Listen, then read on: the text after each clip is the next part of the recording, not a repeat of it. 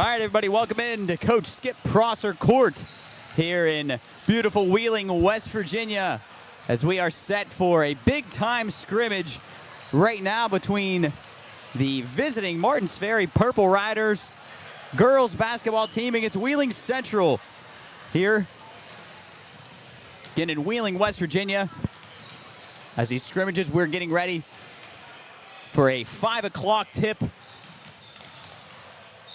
All the proceeds here at the door going to be donated to the flood victims here in Ohio County, as everybody, I'm sure, if you're not living under a rock, have heard of the horrible flooding that has gone on here in Ohio County and Wheeling. It's been a tough couple weeks here, but a great job by Coach Mirando and everybody involved to get this set up. Appreciate Martins Ferry for traveling over here. Going to be a great day. Again, this is just scrimmages. You know, we're not, everybody wants to win, but there's something more important at stake here. And again, all of the proceeds. And also, I want to point out that we did say that there was going to be a link. If you were in the stream, we did say there was going to be a link to donate. That no longer is going to be a thing, as I'm sure a lot of people have heard that there are some GoFundMe scams going on. So we want to be aware of that and not have anybody in danger. So there are going to be lends. Just checks and cash will be accepted. If you're writing a check to either the Triadelphia Volunteer Fire Department or Valley Grove Volunteer Fire Department, we will put the mailing addresses in the links below, or in the description below. I'm going to give Jub our information to the mailing as we are going to take a quick pause for the welcome and Pledge of Allegiance, and we will be back here at Coach Skip Prosser Court here momentarily.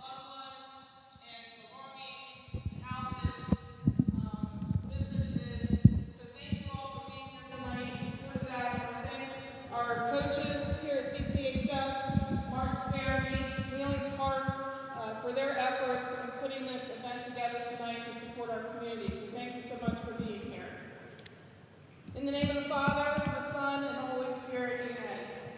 Loving God, we thank you for bringing us together today in the spirit of community, competition, and compassion. We are grateful for the opportunity to play this game, not just for fun, but for a greater purpose to support and uplift our neighbors in need. Bless the players, coaches, referees, our school communities, and all who have gathered here. As we take the court, may we compete with respect, play with integrity, and cheer with kindness. Keep all players safe from injury, and help us remember that this game is about more than winning. It's about lifting up others in need. Bless all those who were impacted by the recent flood. Bless all of our first responders who have been working tirelessly in the search and recovery efforts, and all in our community who have come together to serve. May our efforts bring hope, help, and healing where it is needed most. In your holy name we pray, amen. In the name of the Father, the Son, and the Holy Spirit, amen.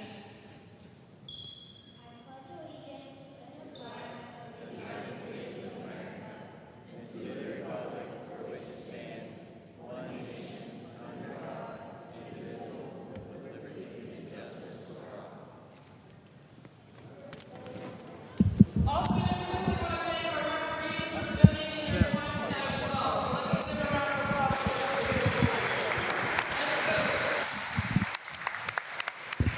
Alrighty, folks, welcome back in here to Coach Skip Prosser Court. Great job there by Mrs. Sandcombe. A little intro for us, shouting out all the people involved here, and as well as the nice Pledge of Allegiance there. Yeah, I don't think I've ever done the pledge before a game before. That was nice. Bring me back to the our old school days, but nonetheless, we are here for some basketball. It feels weird to be in here in June.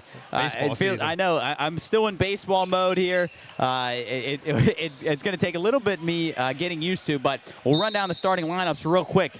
For Martins Ferry, number 1, Liv Reese. Number 12, Maddie Lucas. Number 13, Gianna Chirpus. Number 16, S.J. Keller. Number 33, London Hodor. Real quick, when we get a stoppage, we'll run down Wheeling Central. Is that three-pointer a little bit long? Rebounded by Wheeling Central. That's number 50, Alexa Robricht. Obviously in the starting lineup, number 1, Haley Severance, number 5, Mackenzie Ernest, number 23, J.C. Poyser, number 31, Addie Payton, and number 50, Alexa Robrick, who rebounded that one. And here we go. Here at Skip Prosser Court, Martins Ferry, Wheeling Central, girls basketball, here for a great cause, as that layup is good. Great cut. From Addie Payton, 2-0 Wheeling Central. If you're just joining us, we're here for a great cause, West Virginia Strong. 2 great scrimmages tonight for you, and all proceeds and donations accepted at the door will be directly donated to the relief efforts of the victims and the first responders of the flooding here in Ohio County. Is nice layup there from Martins Ferry, 2-2. Got to get back in my basketball shape. A little slower pace in baseball as a steal by number 16, S.J. Keller, goes up for the layup. She's fouled. She'll head to the line for our first free throw. So today we have 4 10-minute quarters, running clock in each. So should be a relatively quick game. I think you also only get 1 free throw. Yes, that's correct. Cool. So just 1 free throw. Just shooting 1, no matter the foul or the play. So just shooting 1.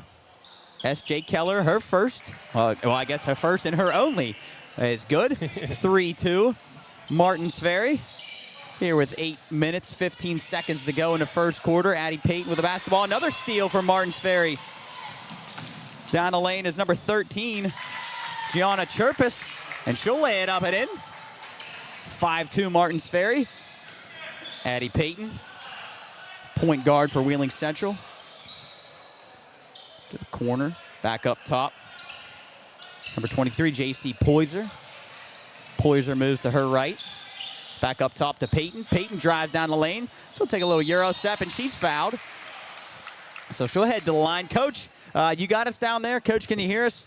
What's going on down there on the sidelines here? Pretty good cause we're here for, huh? Yeah, you guys got me. Yep, we got you loud and clear. Yeah, you can feel the energy starting, the excitement. I mean, this is just the girls' game. Wado Park Central. I don't think there are going to be enough seats in here.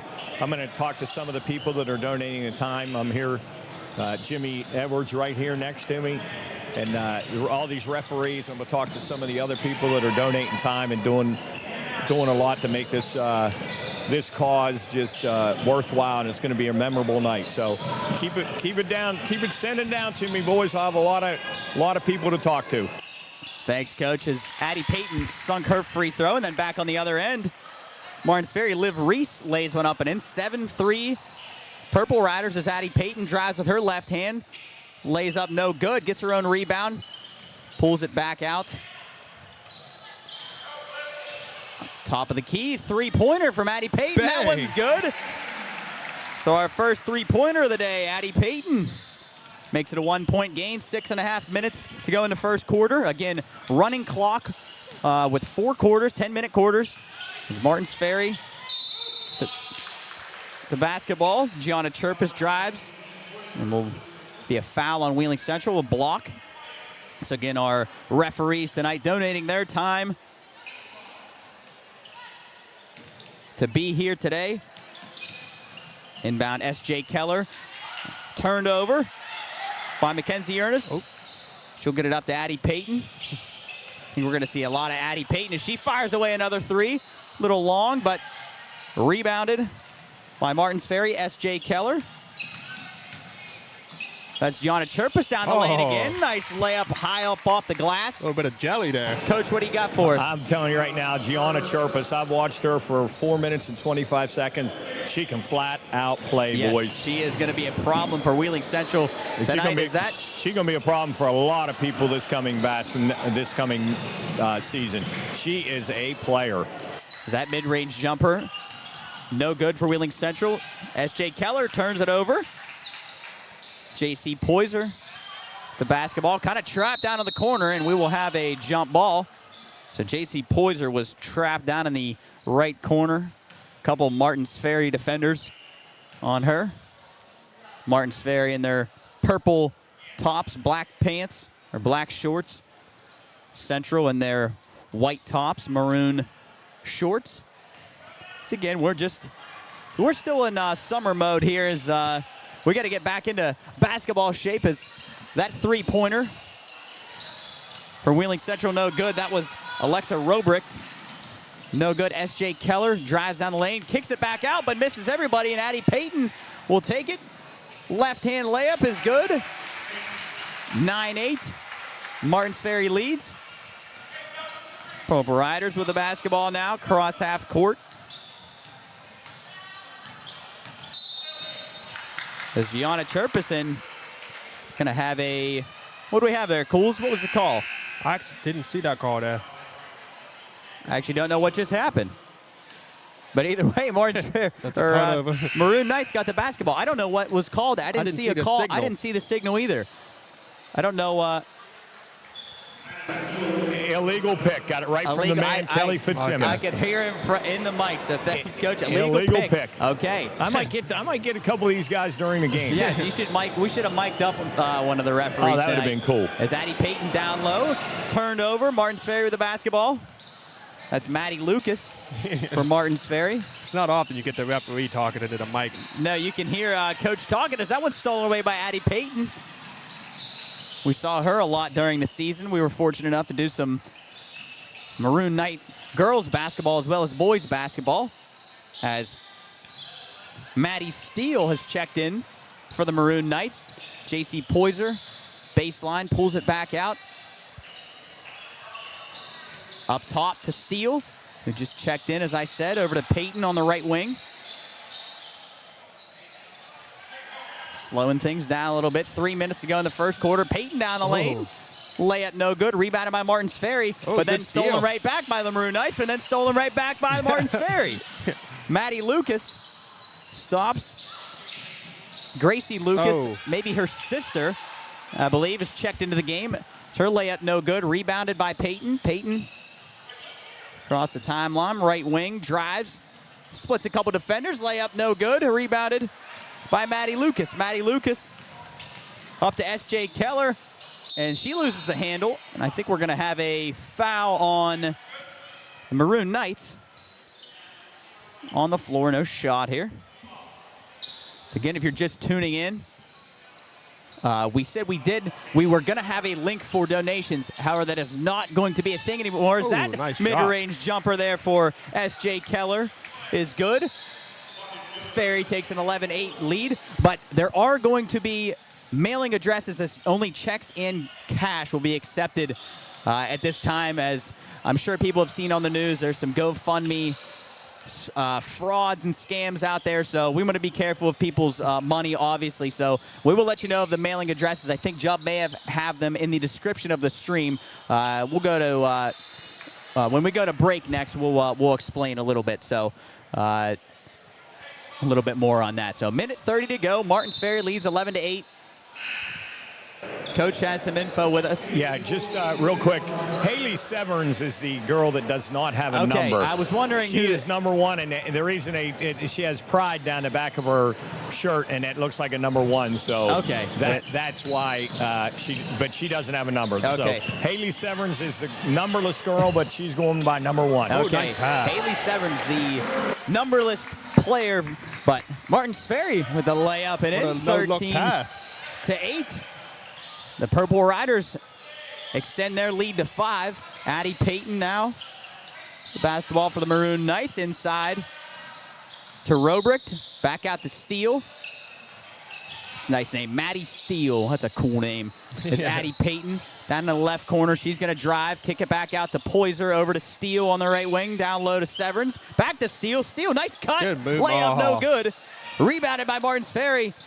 Up to S.J. Keller. Keller drives. Her layup no good. Rebounded by Payton. And we're going to have a tie-up. Foul on. Who did they get the foul on? I think that was Liv Reese, they said, number 1 for Martins Ferry. She also, her number 1 looks like it fell off the back of her shirt. Yeah, it does. It looks like it's it looks like it may have heat wave. Yeah, fell off the back. So, but she is number 1. So both number 1s, hard to see. As we got 3 seconds left, and that one swatted away as Poyser tried to pass it to go out of bounds. So end of the first quarter here at Skip Prosser Court. Martins Ferry, they lead 13-8. We're going to send it down to Coach as he, I believe, is going to try to get maybe one of our referees, as we're going to have kind of a rotation of our referees today. So we'll have 3-and-3 rotation. I believe every quarter they are going to switch, if I'm not mistaken. See what, Coach, are you ready for them? Are you going to try to get a, looks like he's going to try to get a referee. But again, if you're just joining us on the stream, let us know where you're watching from, how you're doing, and we are going to have it down to Coach right now. Yeah, I'm here with one of the referees, Jimmy Edwards, donating his time. Jimmy, what does it mean to be working this game? It means everything. It's awesome, for everybody that was involved with the really bad tragedy we had, just to be able to give back to them, and to get some of the younger officials, they wanted to be part of it. So I think it's just a really good thing for the whole valley. And right now, look around, the stands are pretty packed. So, I mean, that's the whole thing, about giving back. Sure nice of you guys to do this. And you guys are going to rotate in and out, right? Yes, sir. Yes, we are. All right, that's Jimmy Edwards, one of the officials that is working the game today. And we were on the court there holding the game up, but ready to go now. Michael Lee, my man Michael Lee down here in the corner. He's on it. Let's see who else we have. Mindy Yoho, she worked the pick our All-Star game. Donating her time against, once again, and Brooke Edge, Wheeling Central graduate. That's who's on the floor now. Thanks, Coach, and thank you to the referees. It's Maddie Steele going to launch a three-pointer. No good. Just started the second quarter here. Martins Ferry leads 13-8. Has a nice pass down low to Liv Reese. So we actually do have two number ones for Martins Ferry. We'll have to get a little clearance on that. We do have two number ones for Martins Ferry. Again, these they're not wearing their game jerseys. Again, this is just a scrimmage. So we'll have to get a little clearance on this. But a scrimmage for a great cause. Again, all of the proceeds tonight collected will go right to flood relief here in Ohio County, as I'm sure everybody has heard of the horrible flash flooding that happened a couple weeks ago. Is that free throw from Gianna Chirpus? No good, but the putback, I think, from number one, Liv Reese. We'll have to get confirmation, but up and good, 15-8. Martins Ferry leads as Addie Payton launches a three. No good. Rebounded by Martins Ferry. That's Gianna Chirpus. Chirpus up to Maddie Lucas. Will hit her hands and go out of bounds. So Martins Ferry basketball. Again, Martins Ferry leads 15-8.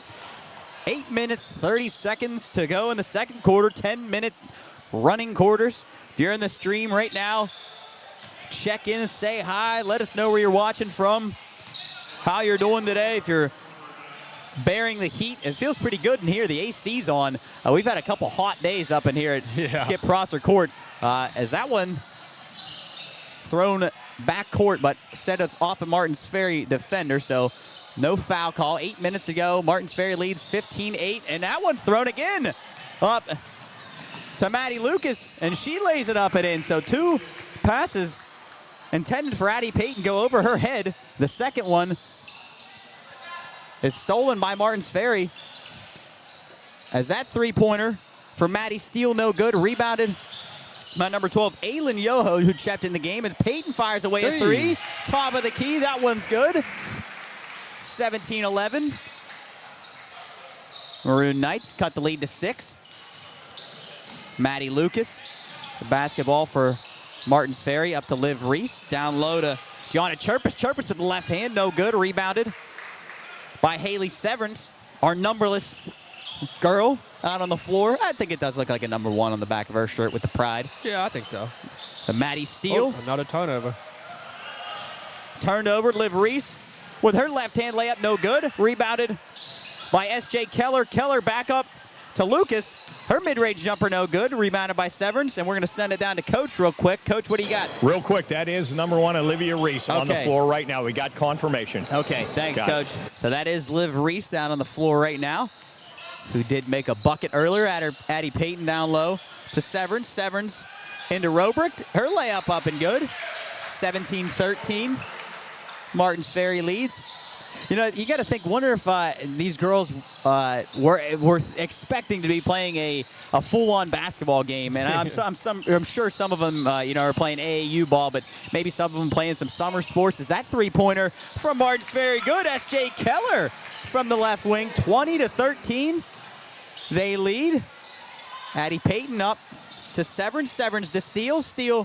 Layup high up off the glass. No good. Rebounded by Liv Reese. Over to Keller. Keller to Chirpus. Chirpus down the lane. She's going to be fouled. She put that shoulder down. She sure did. I tell you what, she's a. I tell you what, I wouldn't want to get in her way. I would not want to get in Gianna Chirpus's way when she's coming down the lane. She'd probably knock me over. Just under 6 minutes to play here in the second quarter. And you got to think of a lot of these girls are in basketball shape right now. I mean, I'm sure that they probably this was like the last thing on their mind right now. They're probably enjoying their summer. Is that free throw from Chirpus is good. 21-13. Ferry leads. Addie Payton over on the left wing to Poyser, who checked back in the game. Addie Payton over to Severance, up top to Poyser. Over on the right wing to back to the left wing to Addie Payton. Her three-pointer no good.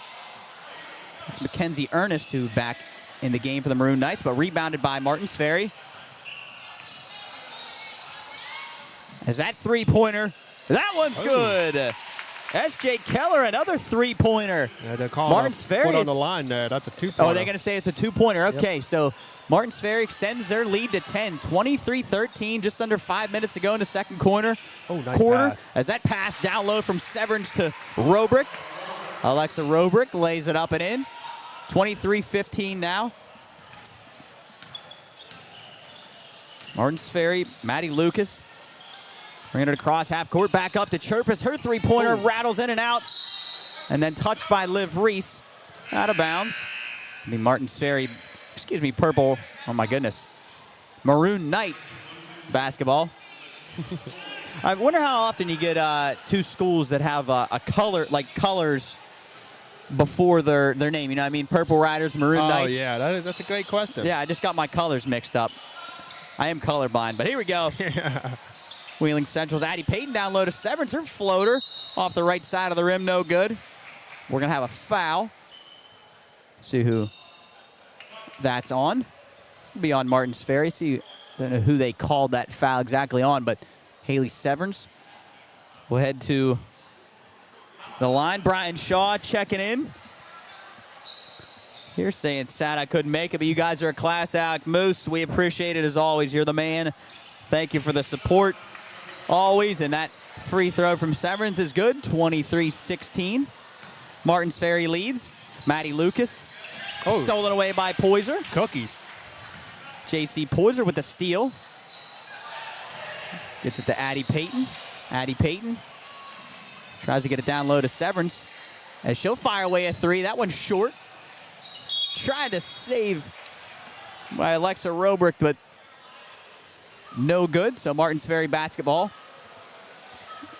And I apologize here. I don't know who we have. She's number one who just checked into the game. We have two number ones, so we might have to get another confirmation from Coach who has the basketball right now. She just passed up to another girl who doesn't have a number. I believe that's Michaela Cole and McKenna Catalano for Martins Ferry. We'll have to get a confirmation.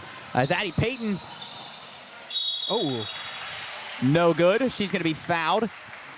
Apologies, folks. Again, we just had a little bit of confusion. Coach does have a confirmation here. All right, the girl with the pink, we'll call her pink shoes, that's Melina Catalano. Okay, Melina Catalano. And then who's the other girl that we need? Michaela Cole, I believe, is the other girl who doesn't have a number. Michaela Cole, which one is she? She is...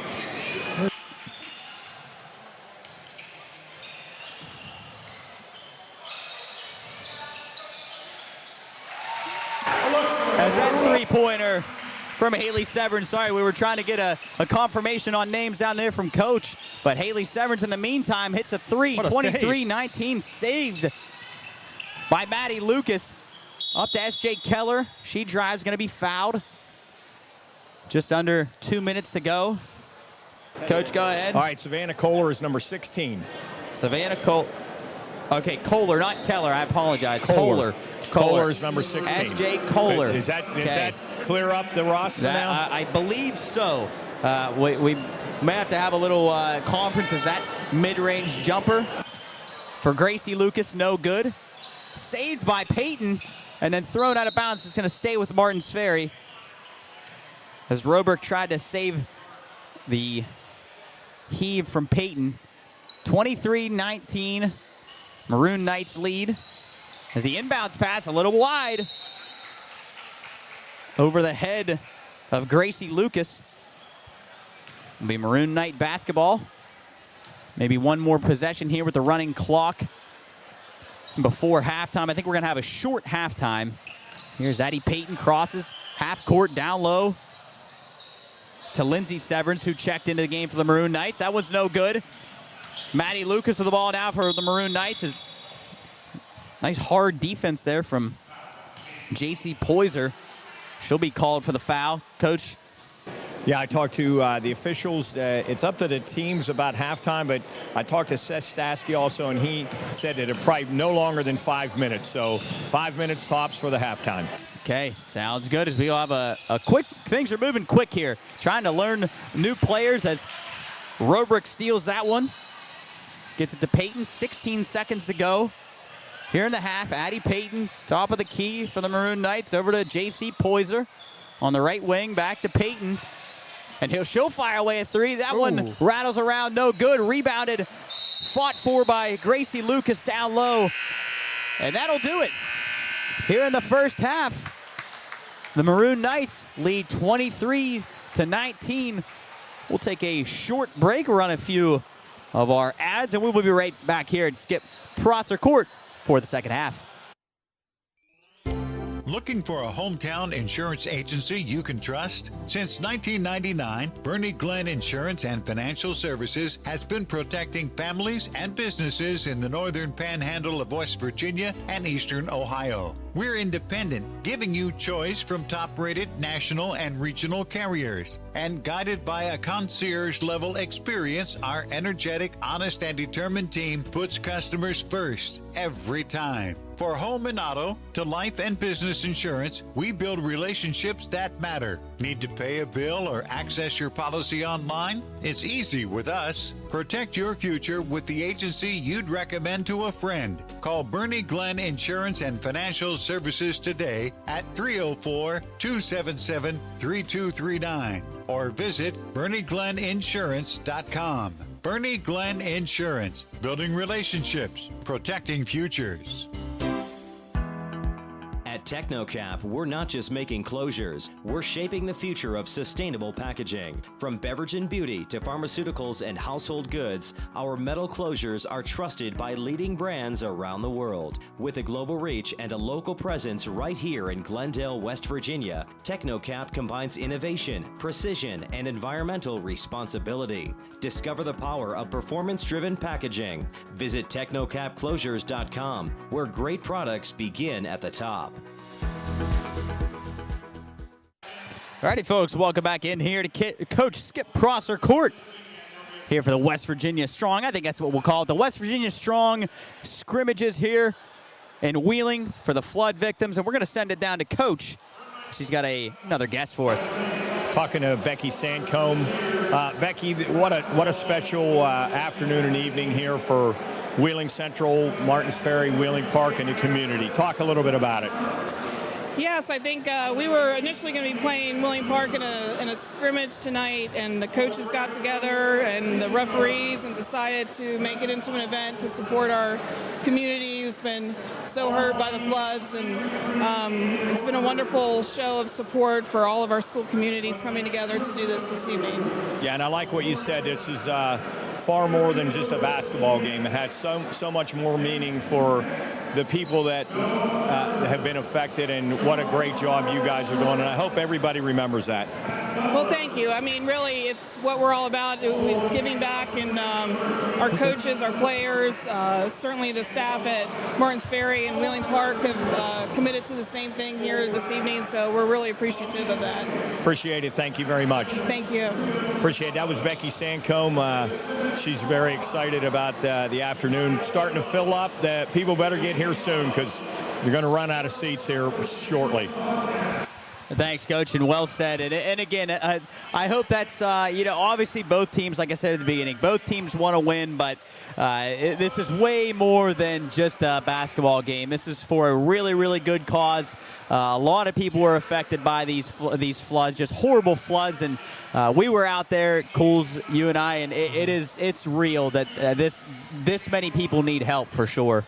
Yeah, it's sad to see, and obviously the flood had a tremendous, humongous impact on the community, but it's great to see everybody coming together to help. You saw how much just us two going down to help could impact things, so it's nice to see everybody here. It is nice to see, and I think that's kind of it shows how much this community cares in Wheeling. Everybody probably says it's a small, every small town's tight knit, but this community here is they're really impressive, and I think every single person in here is willing to help, no matter what school you're rooting for, no matter where you're from here in Wheeling. It's really cool to see that a lot of people are out here for a great cause and to see some good basketball as well. It's been a long time. Martins Ferry and Wheeling Central play often, but the game after this, it's been a long time since Wheeling Park and Wheeling Central have played, but it's good to know that it's for a good cause, and no matter, again, who you're rooting for, it's really important to be out here and show your support and open up your wallet a little bit to help people in need that actually very, very definitely need it. Like we said, we were out there in Valley Grove and Triadelphia a couple days ago, and it's real, the damage, and it's real that the effects that people are feeling. But we're ready to go here. Just about 20 seconds to go in the half.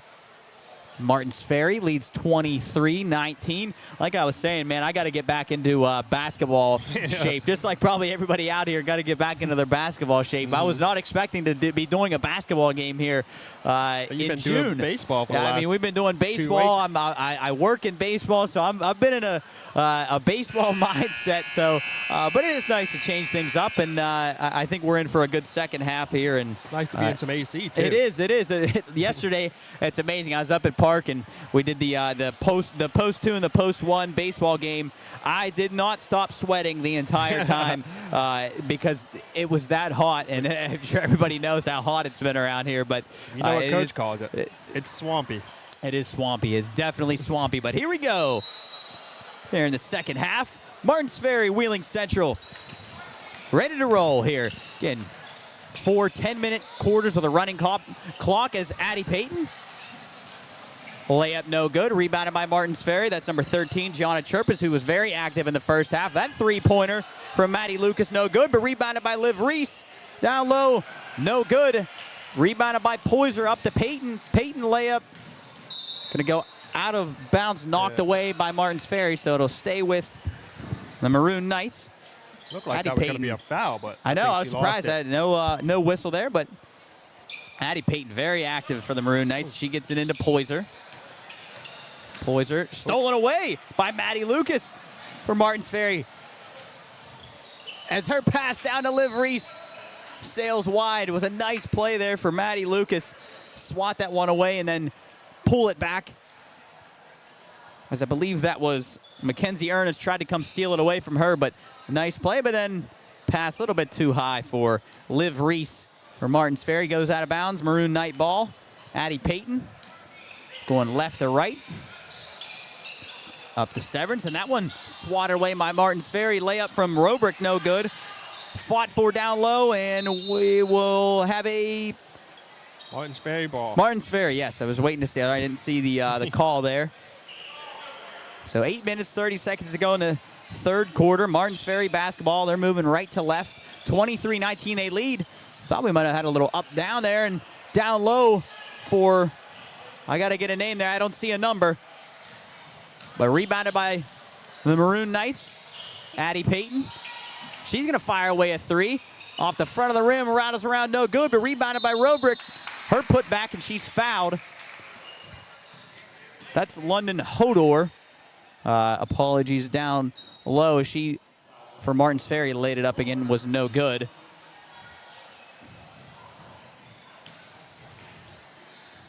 Robrick at the line. Her free throw up and good. If you weren't with us at the beginning, just one free throw, no matter the shot. So just one free throw for either team. 23-20. Martins Ferry leads as that three-pointer from Maddie Lucas, no good. Rebounded by S.J. Kohler. And then she was fouled. Maddie Lucas from Martins Ferry. Inbound to Kohler. Kohler in the right corner. Back up top. Oh, I've never Thought seen that about before. going to Liv Reese as she kind of got stuck. And her spot almost kind of fell over. I'm surprised She used the, that was basketball. impressive to yeah, she used the ball to keep herself upright. That was a pretty impressive play there from S.J. Kohler. This is Martins Ferry's ball. Yeah, everybody was going down. They thought it was Martins Ferry or Wheeling Central ball, but it'll be Martins Ferry ball. That's like when people think it's 3 out. Yeah, that's right. As Maddie Lucas, her baseline jumper no good, but rebounded by Hodor and then turned over. Wheeling Central with the ball. That was Mackenzie Ernest up to Addie Payton. Addie Payton driving, will pull it back out. Guarded closely by Maddie Lucas. Maddie Lucas, a nice player for Martins Ferry. Is that three-pointer from Robrick? No good. Rebounded by, who else is Maddie Lucas? Maddie Lucas over in the corner to Chirpus. Chirpus three-pointer good. Huge three-pointer. So Gianna Chirpus gives Martins Ferry a 6-point lead. As Robrick down low to Severance. Severance shot no good. Rebounded by Kohler. Kohler splits a few defenders up to Maddie Lucas. Lucas on the other side to Chirpus. Chirpus going to drive back outside to Lucas. Lucas thought about a three, but got it down low to Liv Reese through her hands. And will be Martins Ferry ball. Or excuse me, Wheeling Central ball.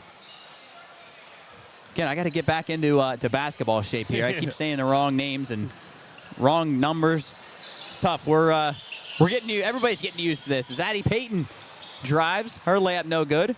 She hits the deck. Hopefully she's okay. Maddie Lucas long pass to Kohler. Kohler again stays in bound. Looked like a wide receiver. Her pass up to Hodor, and then Lucas a three. No good. Hodor the rebound, but then stolen away by Poyser. If you're in the stream here, tuning in, say hi, how you're doing, where you're watching from, who you're rooting for, how you're dealing with this heat. As we got 5 minutes to go in the third quarter. Martins Ferry leads 26-20 over the Maroon Knights. We're here for a great cause as that three-pointer from Addie Payton is good. Cuts the lead back to 3 for Martins Ferry. Kohler up to Lucas, over to Reese. The right wing, she drives. Gets it back out to Chirpus. Chirpus mid-range jumper, no good. Gets her own rebound. And then down low to Reese. Reese with the left hand, puts it up, no good, blocked. And then Hodor with the basketball, stolen away. Herb layup, no good, but she's gonna be fouled.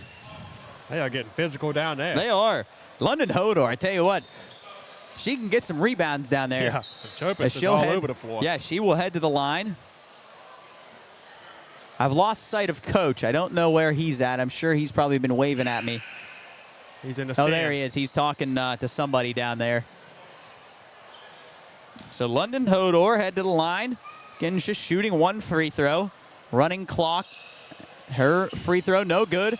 But fought for down low and rebounded by Milena Catalano, I believe. I have my names right here. But rebounded by Hodor, back to Catalano. Catalano, her pass too high, intended for Kohler. Will sail out of bounds, hit the Martins Ferry bench, bounce away. So Wheeling Central basketball, 26-23, they trail. Stacey Poyser will inbound to Addie Payton. Payton will drive, pull it back out. Now she'll with her left. Nice finish. Floater high off the glass for Addie Payton. Now 1 point game. 3 minutes to go in the third quarter. Catalano up top to Kohler, over to Chirpus, to Lucas in the right corner, back to Chirpus.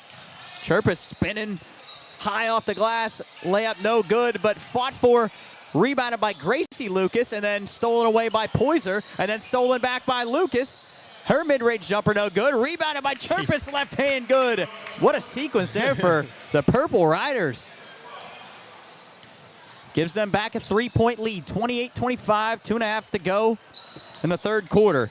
Addie Payton, pass knocked away by Lucas, but right to Robrick. She'll drive and then stolen away by Chirpus. Chirpus trying to go coast to coast here. Spin move, left-hand layup, no good, but she's fouled. She's an impressive player. Yeah, she is very, very good. Is Gianna Chirpus. Gianna Chirpus and Maddie Lucas doing it all for Martins Ferry, as Maddie Lucas going to check out of the game. Going to have a few substitutions here for both teams. Checking in for Wheeling Central. I believe that is Aubrey Downing, I think. Yes, number 21, Aubrey Downing, as that free throw from Chirpus is good.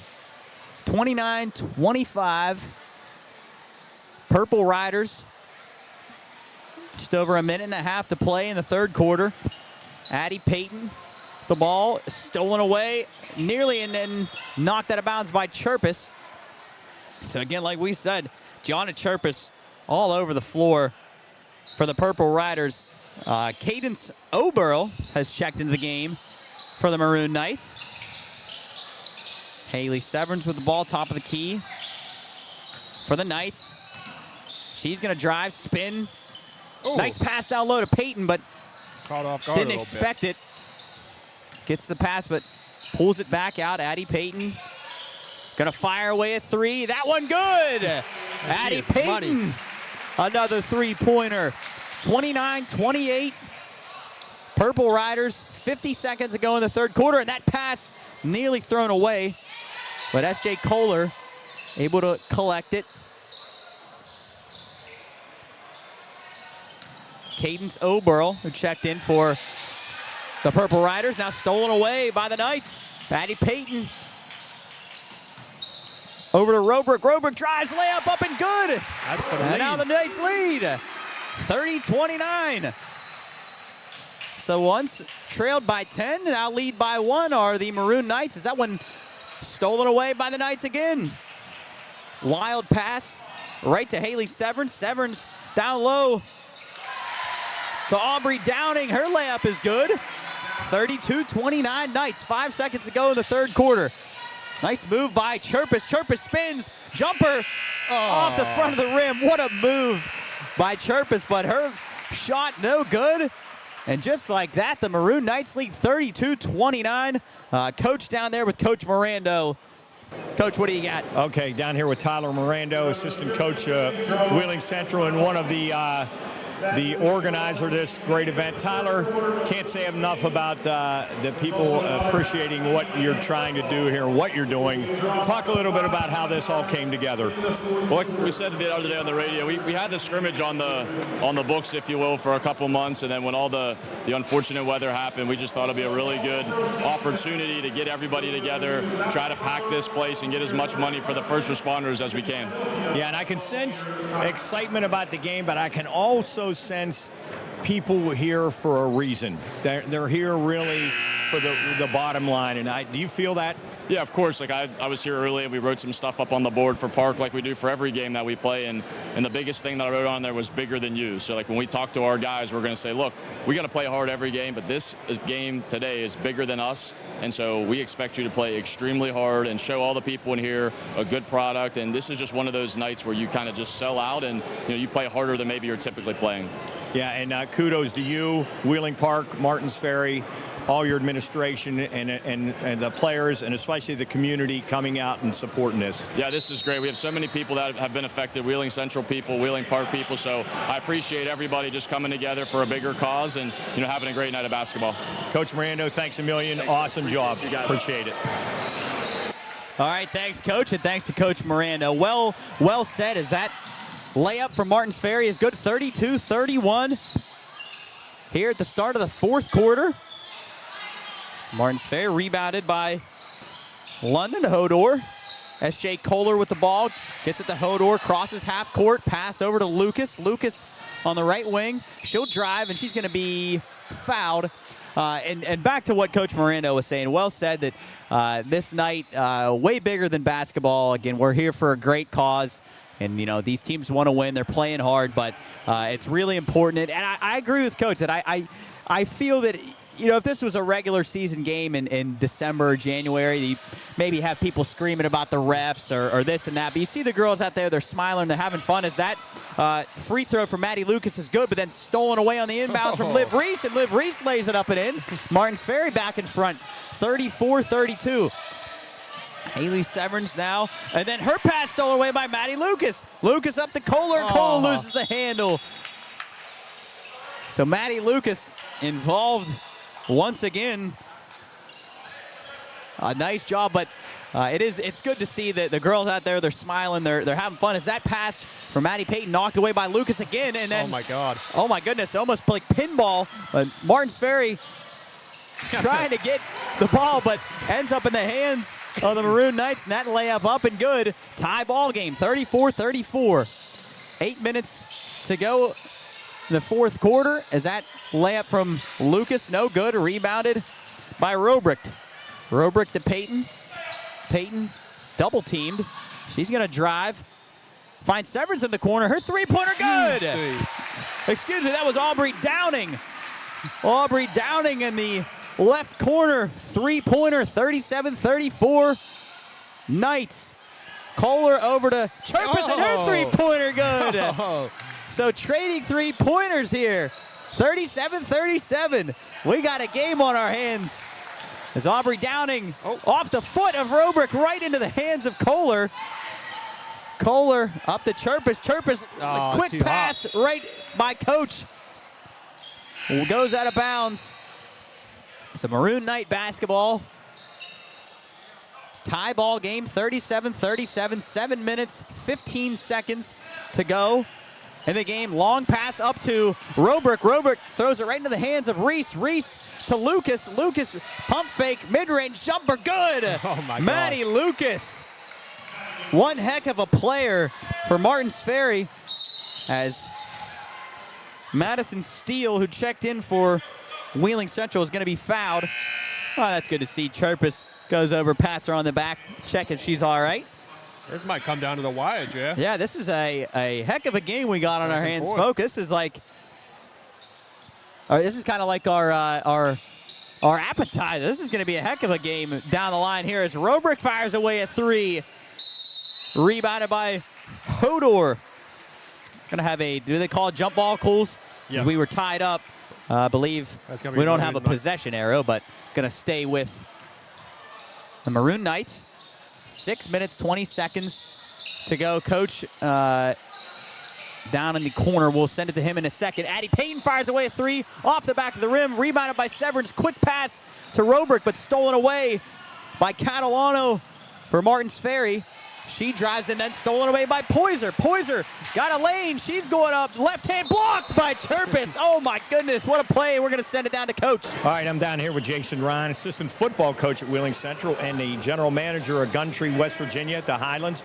Coach, your involvement with this tragedy has been just spectacular. Talk a little bit about how Gundry's involved.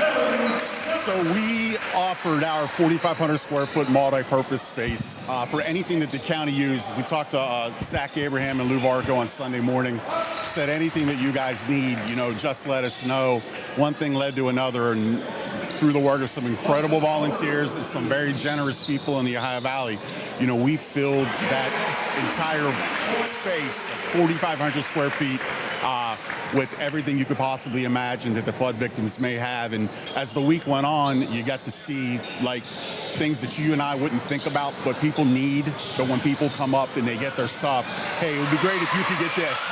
Make a couple of social media posts, and the great people in the Ohio Valley, the next thing you know, whatever those people needed was back at the space. So it was a really humbling experience. And if you haven't, like we were talking, you have to actually see the utter devastation and to just grasp it and to understand it, and just to be able to help out a little bit, just put a smile on somebody's face.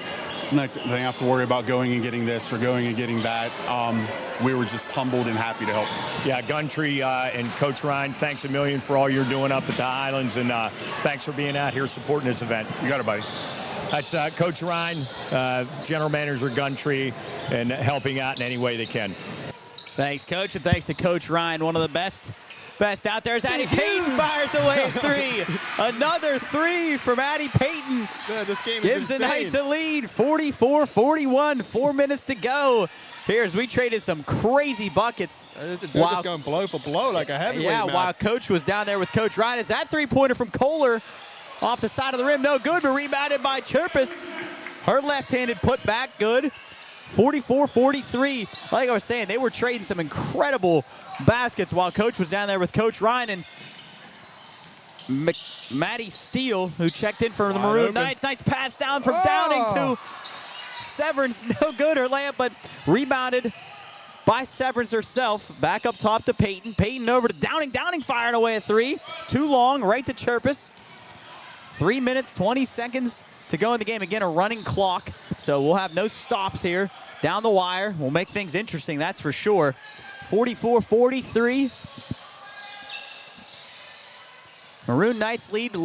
Liv Reese down low will be fouled. She'll head to the line.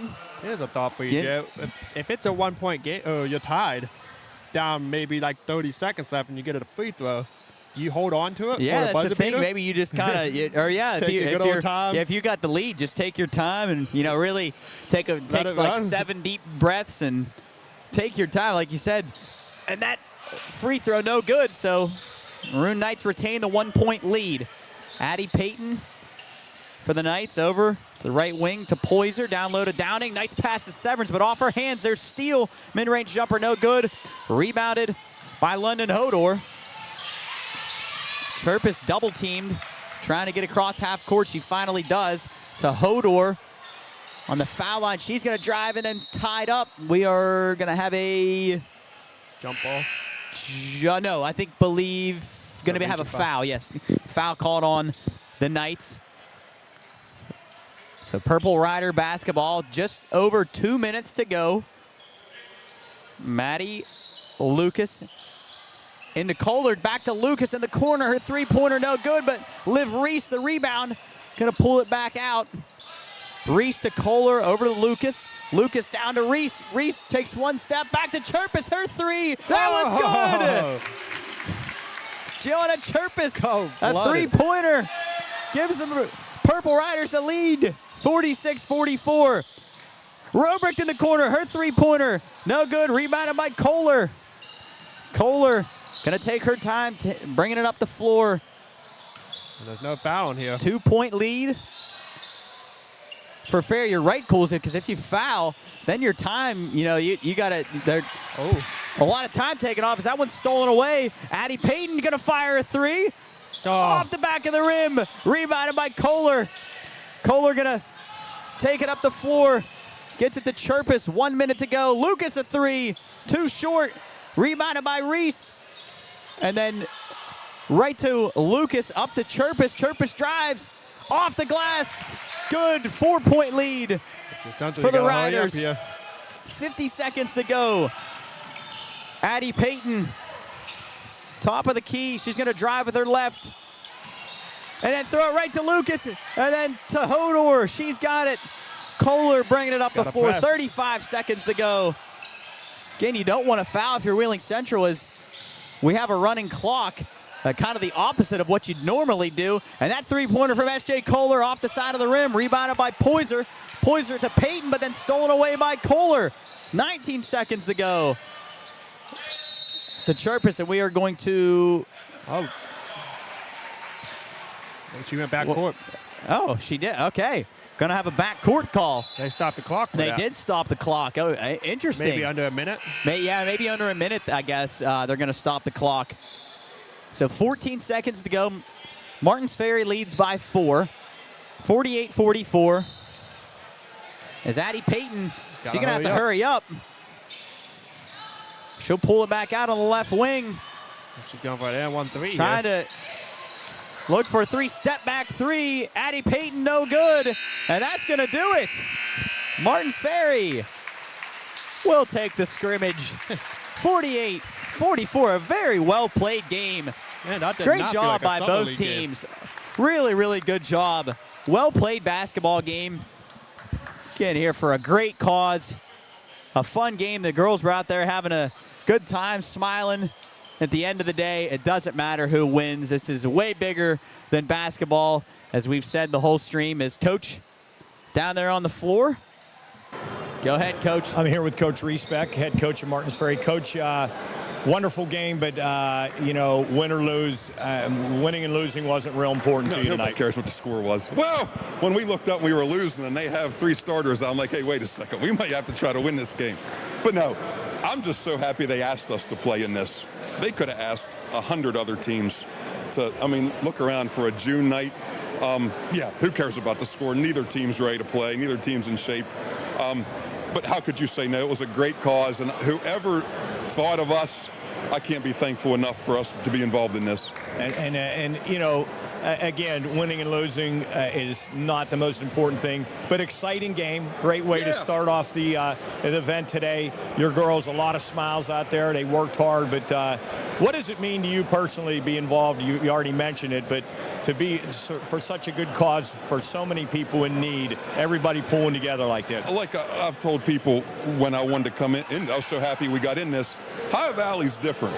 When something happens in the Ohio Valley, it's not just Wheeling that's affected. It's Martins Ferry, Belair, Shady Side. They all, if you look on social media, all the people around the Ohio Valley, what can we do to help? That's what makes the Ohio Valley special. And I'm just, like I said, I'm glad they thought of Martins Ferry to be involved in this, and I hope we could help out any way we could. I'd say that's awesome. Coach Riesbeck, thanks a million. Great effort, great attitude, and that's the way it should be, guys. So back up to you and keep it going. Yeah, thanks to Coach Riesbeck. Great job from both teams again. We don't care who the heck wins, who loses. Here for a great cause, and starting to see a lot of seats fill up here. We saw some legendary Wheeling Wheeling Central guys. Chase Harler here, Flav. I tell you what, between those two, those might be the most 2 famous alumni of Wheeling Park and Wheeling Central. Most well-known guys in the valley. I know, Flav and Chase Harler on the same level, I believe. A celeb cam. That's right. Yeah, Joe, we might have to have a celebrity camera as you look to the through the crowd there. As you want to speaking of the devil, Chase Harler, Coach has him. Go ahead, Coach. I'm down here with, I just learned his name, Chase Harler, by the way. I think he's, his picture or his banner.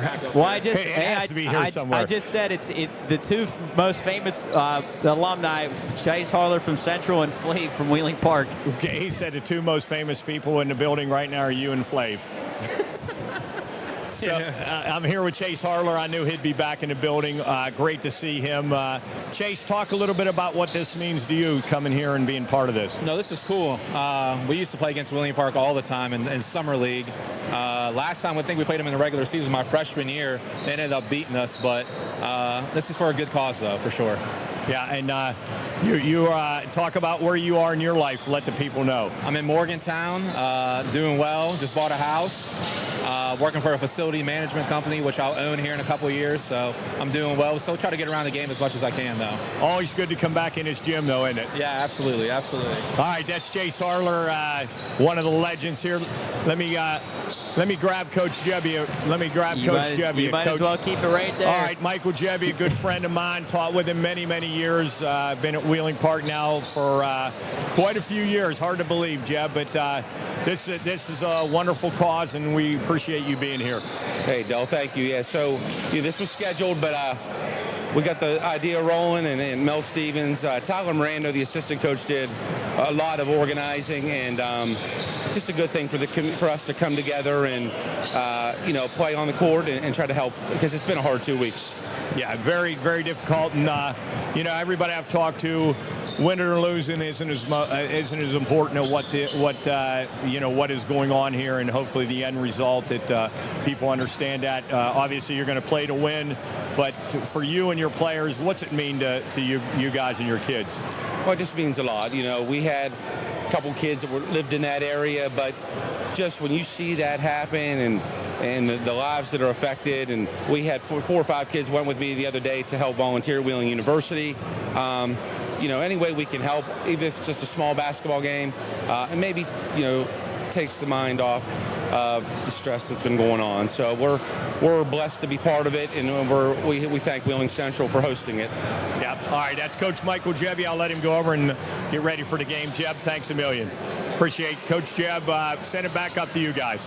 Thanks, Coach Jeb and Chase, for those quick little interviews. That was really cool. Park and Central going over, taking a picture together, and it's pretty cool to see both these teams on the court right now. I know, it's awesome. I wish we would have got the chance to experience this when we were in high school, but nonetheless, it's still pretty awesome and pretty special night tonight. Yeah, it is. It's been a long time since Park and Central have played in a basketball game, a baseball game, a football game. So this is pretty cool, and it's even cooler that it's for a great cause. Again, all of the proceeds collected tonight are going to go straight to the flood relief here in Ohio County. Is Coach just going to continue the interviews rolling here as he's got Luke Sancombe. Luke is actually going to help Coach get his earpiece together. This is incredible. I wish Job had the camera on this right now. Luke's actually helping Coach with his earpiece, but here we go. We lost my earpiece go there. Ahead. Sorry about that. I'm down here with Luke Sancombe. He's getting ready to go. Luke, what's this game mean to you? It means a lot. I mean, a lot happened the last few weeks here. It means a lot just for the people in the city coming out here. It's a big thing, man. It's sad to see that, but we gotta do whatever it takes to help and get back to where we were at. Are your guys excited for this game? Oh yeah, for sure, man. It's for sure. We haven't played them in a while, so definitely excited for this. Well, we appreciate you taking the time. Get back shooting. All right, thank you. All right, guys. One of my favorite players from the year, I got to say, one of my man Luke Sancombe. That's our favorite player. Yeah, one of our favorite players. Man, the kid can shoot, and he's a microwave. He comes in and he's hot immediately. He does. He's a spark for Wheeling Central. And again, we were fortunate enough to do pretty much every single Wheeling Central basketball game. Did a few Wheeling Park basketball games this year. That's my boy. Coach got another interview down on the floor. One of my favorites. Got my man Colton Whitmire here. Colton, you're taking a break from baseball for a minute. Come back. You'd probably do anything in the world playing this game. Yeah, I mean, it's a great opportunity, great cause. Come out here and play. And it's a good school that we're going to play, so I'm just happy to get after it. We're playing for a bigger reason in basketball here. What's it mean to you to be playing in this, knowing that you're hopefully helping out so many victims of this tragedy? Yeah, it means a lot. The people in Wheeling, they suffered a lot in the last couple of weeks, with the rain and all that. So it's great cause that we're all out here, and it's good to get to see all these people out here supporting their community. So, are you going to be out of gas tonight? You probably don't have your basketball legs, do you? No, I do not. I'll be out of gas. I'll be needing an oxygen tank by the end of the game. So. All right. Well, Colton Whitmire, appreciate you, man, and good luck today. Appreciate everybody at Wheeling Park, Coach Jeb, and the Patriots. So back to you guys. Thanks, Coach. As he continues to roll in the interviews. Well, believe it or not, one time in Colton's freshman year, me and Soup actually played him 2v2 in basketball, and he actually beat us. He beat at you the YMCA. Yeah, they beat us pretty bad. So we're gonna see. Colton Whitmire and Eli Sancombe, I think, going at it for most of the game. I agree. Yeah, so really excited for this one. Coach gonna get Roberta Oliash, the head coach of the Wheeling Central Maroon Knight girls team. Coach, go ahead. Yeah, down here with Roberta Oliash. What a way to start the day, huh? Just an exciting game. I know, obviously, you wanted to win, but it sure means a lot more than winning and losing. Oh, no, I think it's a great thing for charity. I mean, it's a scrimmage. It's summer. I mean, we're missing kids, but it's more about raising money for the flood victims, and that's what it's all about. I mean, it's for charity, and I hope that we're able to just do our part. So. Yeah, and you probably personally, your players probably in some way know somebody that's been affected, whether it's their home, someone's business, anybody that's been affected in some way. I'm sure that it means a lot to your kids, your coaching staff, the Wheeling Central family. Absolutely. I will tell you, the Central family, our girls and boys basketball teams have been out in the mud digging and trying to dig people out and do whatever they can to help people. They have been working tirelessly over the last week to help the Central family and dig people out and get them at least, it looked like we didn't do anything, but we were in there trying to really help them out up to our knees in mud. So this is just trying to add a little bit and do our part to try and financially help as well. So. Well, we appreciate you, Wheeling Central, your players, the community. It just means so much to everybody, and thank you for all you guys are doing.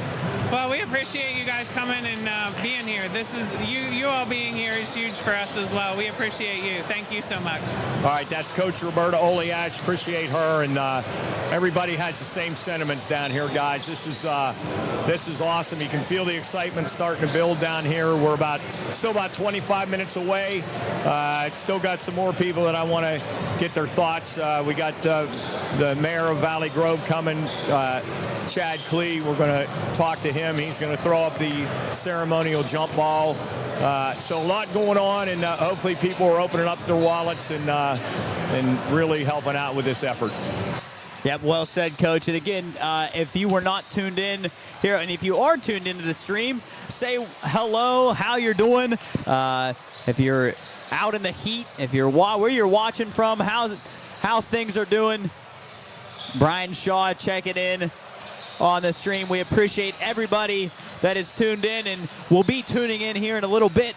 As we're about 25 minutes from tip, wanted to remind you that we did say that there was going to be a link where people could donate in our description. That is no longer a thing.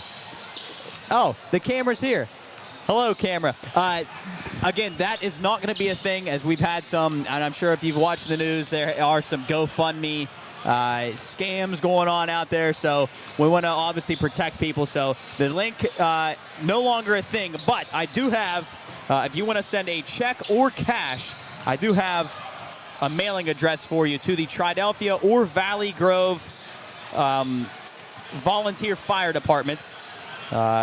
Triadelphia Volunteer Fire Department, P.O. Box 15, Triadelphia, West Virginia, 26059, as well as the Valley Grove Volunteer Fire Department, Valley Grove VFD, P.O. Box 136, Valley Grove, West Virginia, 26060. So those are the two mailing addresses that you can send a check or cash to. Again, the link not going to work.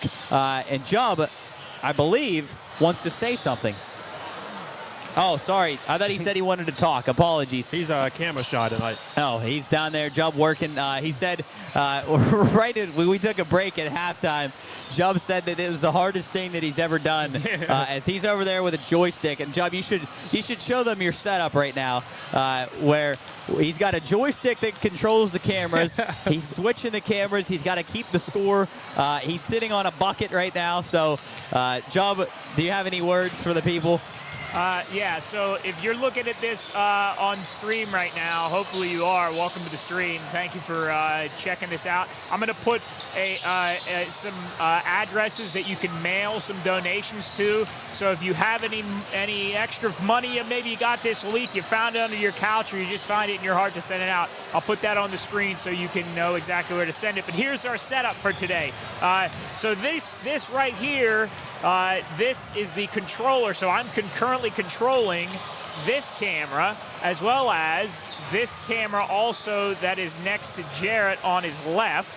And then Jarrett, if you want to step back and show the camera on the crow's nest. So we also have a camera over there. Let's see if I can get it into focus. There you go. There's our third camera. So I'm controlling each and every one of these. So not only do I have to control 3 cameras, but I also have to control the score, and I have to control what camera we're controlling. And I'll give you a view of us from across the way. Yeah. So over there where that other camera is, I'm trying to see what angle you have right now. But during the I guess it was the regular season technically last year or this year for Wheeling Central. We did a few streams, and Coach and Cooley were up in that crow's nest where that camera is. And you can already see, Jubb, if you have a shot of the camera over there, how tight it is. So they were up there controlling the camera, making sure that we had a shot. But Jubb, now we have invested some money into having these unbelievably cool cameras. Take a look over that camera and wave to that camera. So there's the other camera. There's the other camera that's up in the crow's nest where they were. Yes. Oh yeah. Okay, I can see us now. Yeah, that's where they were during the year. And I'll turn our other camera so that we can show. And now, obviously, if you're listening on the radio, you're not really. Oh, yeah, apologies if you're just listening on the radio. I forgot we were on the radio. Yeah, I kind of forgot we were on the radio. Well, you should tune. If you're on the radio, just tune in to the YouTube. YouTube.com/Pine Room Studios. Obviously, you're in the stream. You are already here. Rider Report checking in. Rider Report 25 says you guys are killing the game with the cameras. Good work. Thank you. Thank you, Rider Report. Job waving. So we got, if you're wondering why we're just sitting here talking, we got about 20 minutes till tip. So we're going to kill some time. Again, we're here for a great cause. West Virginia strong. All of the proceeds tonight collected going to flood relief here in Ohio County. Cools and I and Coach were out in Valley Grove and Triadelphia the other day helping out with some people out there. It's amazing. Like Coach Ryan was saying, you almost have to see the destruction to believe it. How just incredible. It's like, it almost doesn't seem like it's real that it's in Wheeling and it's in Ohio County that this has happened. But it's good that the community, and you can tell that people in here, obviously they want a great basketball game. They want their team to win, but I think everybody in here is here for a great cause, and they want to, like we said in the first game, you didn't hear anybody complaining about the refs, which was great to hear. That's one of the things that we didn't want to happen, is that people are out here yelling about the refs. They're here donating their time. They're not getting paid for doing these games. 6 of them here tonight. They're rotating in and out, so 6 of them have donated their time to be here on a hot June night.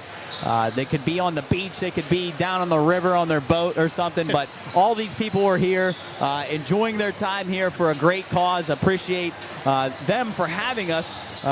Jubb's pointing to me. Coach is down there on the floor. Again, he's got a report for us. Go ahead, Coach. Okay, you got me? We got you. Okay, I'm down here with Valley Grove Mayor Chad Klee. He's walking down the end. I'm going to try to grab him here. Okay, I'm going to grab Valley Grove Mayor Chad Klee. He's coming up right now. It's funny that now I see him. I've heard him on the radio twice now, but now he's here in person. So go ahead, Coach. All right, I'm down here with Valley Grove Mayor, a very busy man. Appreciate him taking the time to come down in his busy schedule. Chad, I don't even know where to start, but thank you very much for taking the time out of your incredibly busy schedule to stop down. Well, thanks for having me. I want to make sure that everybody knows how much I appreciate everything that Valley's been doing for us. If I could take an hour out of my day to let everybody know, thank you. Not a big deal at all. Yeah, and you know, when you start thinking of the people that have done so much, it would be an endless list of people that have come out and volunteered their time, donations, whatever. What even through this very, very difficult tragedy, what has it meant to you and the community of Valley Grove to see all the love and support? I think it's made the community tighter, and it's just it's amazing. I can't even put it into words. Everything that we've had, everything that's happened, all the volunteers, it's been overwhelming. It tears you up sometimes how kind and thoughtful how all these people have been. Yeah, you know, you hear so many bad things in the world today, and you know, everywhere, and to see a devastating, tragic thing like what has happened to you all in Triadelphia and the Woodsdale area, but the kindness of people, it makes you appreciate people. Unbelievable. Absolutely, it's been. It's like I said, I can't say it enough, and the people have been there's still donations coming in, and you know, I said the other day, we hate to turn things away, but we have so much water. We have pallets and pallets of water. We have everything. It's just people still want to give. They're doing everything they can. We lost a lot this week because volunteers. Well, they had to go back to work, of course, but it's just been amazing how much people have given up in their lives to come help us. Talk about the needs now, your biggest need or needs in Valley Grove, Triadelphia. What are the biggest needs? You know, obviously this searing heat now has created other problems. Talk about what the needs are other than, you know, people donating things. What are the biggest needs? Really, it's we've been needing some masks, N95 masks or something, because it's dusty now. It hasn't rained out there at all, so it's real dusty, real dirty, and some rebuilding supplies. You know, maybe hammers, stuff like that people can need to start getting their lives back together. Yeah, talk about the progress now from, you know, it's been probably 10, 11 days now. Talk about the progress that's been made from last Sunday to now. It's a different world. From last Sunday when I drove down to the community building in Valley Grove and looked around, and to what I see today, you wouldn't even recognize it. I mean, it has so many people came and cleaned up. The National Guard, they have been working continuously. People's been helping. The state road's been out there. I mean, everybody's just cleaning up garbage, putting them in dump trucks and hauling it out as fast as we can. Long way to go, though, still. But I believe, and everybody believes, that Valley Grove is going to come back stronger than it was before this all happened. I agree with that, too. I believe 100% that Valley Grove is going to come back stronger, so is Triadelphia. And the donations that are going to your first responders, your fire department in Triadelphia, what are the needs for them? I mean, they've been very hard hit too, correct? Triadelphia was hit very hard. They lost 3 trucks. We were fine in Valley Grove. We didn't get a couple inches of water in the firehouse. But other than that, you know, Triadelphia lost a lot of things. Their SCBAs they wear, their turnout gear. You know, there's a lot of stuff that they have to get replaced now. Valley Grove, we were very fortunate. The firehouse sits up the hill from the creek on the other side. It only got up there in little ways. So. Talk about if people want to come out now and still donate, if they want to come out and shovel, clean, where should they go? What is the best route for them to come out and help or donate? If you go to the Valley Grove firehouse, we have some ladies there in the mornings and all day long. Ada Davis is there. She's been great. And they have a list of things that people, if you need something, they'll write that down. And then, like, say you needed your basement mucked out, they'll write that down in your address. And then if a volunteer comes in and says, where can I go help somebody clean out their basement, we'll give them an address to go to and send them on their way. Awesome. Well, that's Chad Klee, the mayor of Valley Grove, still fighting a good fight. What a good guy he's been. He's been on the radio with us several times, just keeping everybody updated. We wish him the best, and this is another part of the community rallying behind Chad Klee, Valley Grove, Triadelphia, Woodsdale. Just everybody cares. Everybody wants to help in some way, and we hope that this night means you know, at least something to you guys, that I know it does. Oh, absolutely. This is great. Even seeing all the people here now, just seeing how many people are here to support it, and having Central and Wheeling Park play each other. Boy, that's something that we've been hoping for a long time. Even though it's a scrimmage, still brings out the excitement. Oh, definitely. I'm excited. Are you a Wheeling Park graduate? Yes, I am. Oh, he's a Wheeling Park graduate, guy. So he may just be silently cheering for Wheeling Park. Oh, I will see. All right, guys, back to you. Thanks, Coach, and thanks to Mayor Klee. Just amazing. Glad that he's here. Take his mind a little bit off of off of basketball, and everybody off of the horrible flooding. Get it on a little bit of basketball, and I'm sure he's going to be rooting a little bit for Wheeling Park. It's funny, Cools, you and I and Jubb and Coach, Wheeling Park alumni, but also I think we've been adopted a little bit by Wheeling Central as we've, one of our best friends and our, Pine Room member, Soupy. Some of my best friends are from Central, so I have love for both sides, so I'm very unbiased tonight. Definitely have a little bit of love for both sides, yes, which is of a little course. surprising to hear me say, but I hate to admit it, I do have a little bit of love for both sides. And as you saw a shot, and it's almost, maybe I do have a little bit of bias as Jubb had a shot of maybe the most famous Wheeling Park alumni and manager, Flav, unbelievable guy. We've had him on the show before, was a major part in the Ohio County Eagles game against the Pickerington Jaguars we had a few months ago. Was one of probably the most fun we've ever had an event that we've done, but about 10.5 minutes till tip. We're going to take a short break, get organized, take a drink of water, and we'll be back here at Skip Prosser Court here for Wheeling Park. Wheeling Central here for a great cause for flood victims here in Ohio County. We'll be back here shortly, ready for tip. We'll see you soon. Wheeling's favorite neighborhood hangout is still the place to be. Wakeham's Bar is under new ownership, but it's still the same great spot locals have loved for years. Famous for their world-renowned hot dogs and cold craft brews, Wakeham's is the perfect place to unwind, catch the game, or kick back to live music with friends. Come see what's new right in the heart of Wheeling at 2181 National Road. Same Looking soul, for a place new to grow energy, your only career? at Mail Wakeham's America Bar. is expanding, and we want you on our team. We're a nationally trusted name in direct mail marketing, serving over 8,000 customers coast to coast. If you're hardworking, dependable, and ready to join a company on the rise, we want to hear from you. Send your resume today to Mike W. at mailamerica.com and take the first step toward a rewarding future with Mail America. Mail America, trusted, growing, hiring. We're Panhandle Cleaning and Restoration, and we're gonna save you. We've got it down to a science, an absolute state of art.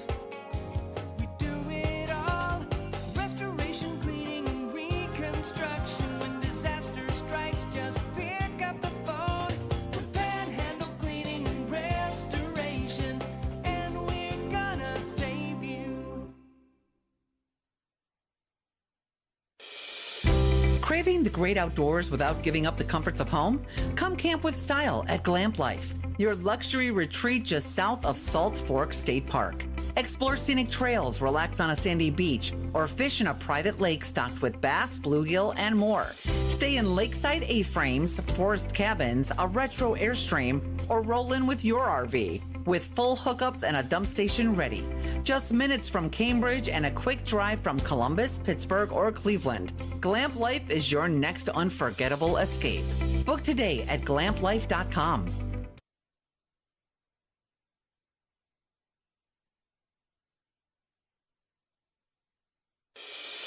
Need to unplug, recharge, and reconnect with what matters? Then it's time to experience Glamp Life, a luxury outdoor retreat just south of Salt Fork State Park. Nestled in the rolling hills of Ohio, Glamp Life is where modern comfort meets natural beauty. Stay in a handcrafted A-frame cabin overlooking a private lake, cozy up in a vintage Airstream, or bring your own RV. We've got full hookups and a dump station ready for you. Only 15 minutes from Cambridge and just a short drive from Columbus, Pittsburgh, Cleveland, and West Virginia. Your escape is closer than you think. Spend your days hiking scenic trails, lounging on a sandy beach, or casting a line in peaceful catch and release waters filled with bass, catfish, bluegill, and more. Whether you're planning a team-building retreat, a family adventure, or a quiet weekend away, Glamp Life helps you experience the outdoors without sacrificing comfort. Book your getaway now at glamplife.com, where nature meets luxury and peace of mind is just a click away. At At TechnoCap, we're not just making closures, we're shaping the future of sustainable packaging. From beverage and beauty to pharmaceuticals and household goods, our metal closures are trusted by leading brands around the world. With a global reach and a local presence right here in Glendale, West Virginia, TechnoCap combines innovation, precision, and environmental responsibility. Discover the power of performance-driven packaging. Visit technocapclosures.com, where great products begin at the top.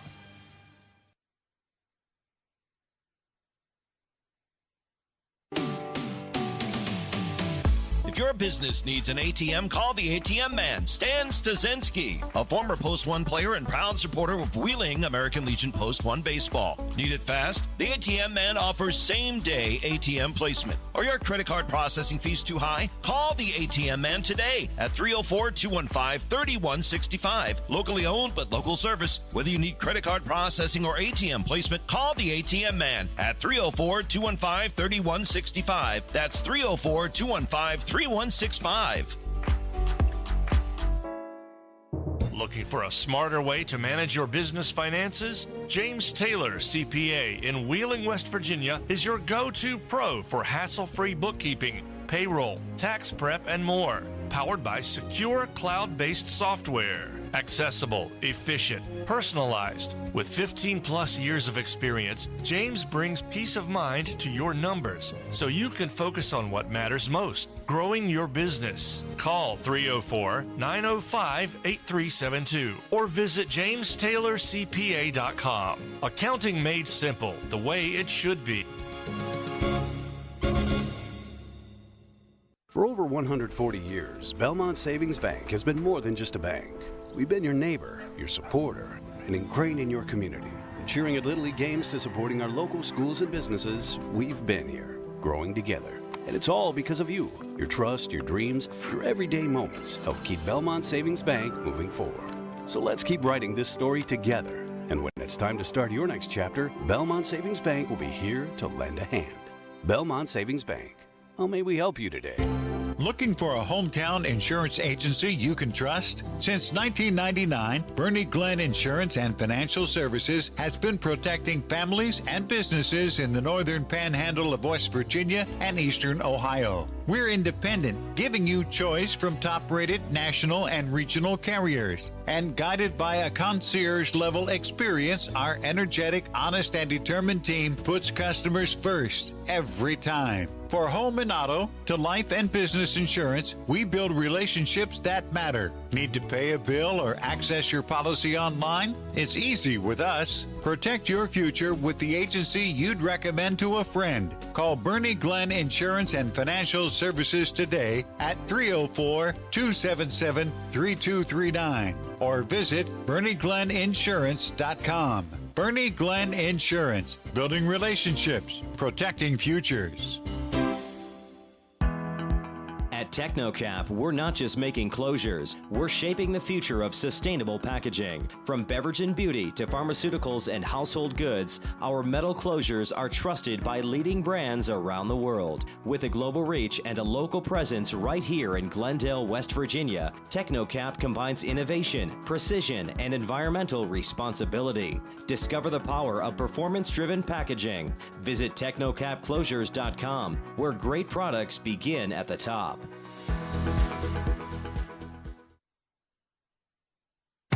Wheeling's favorite neighborhood hangout is still the place to be. Wakeham's Bar is under new ownership, but it's still the same great spot locals have loved for years.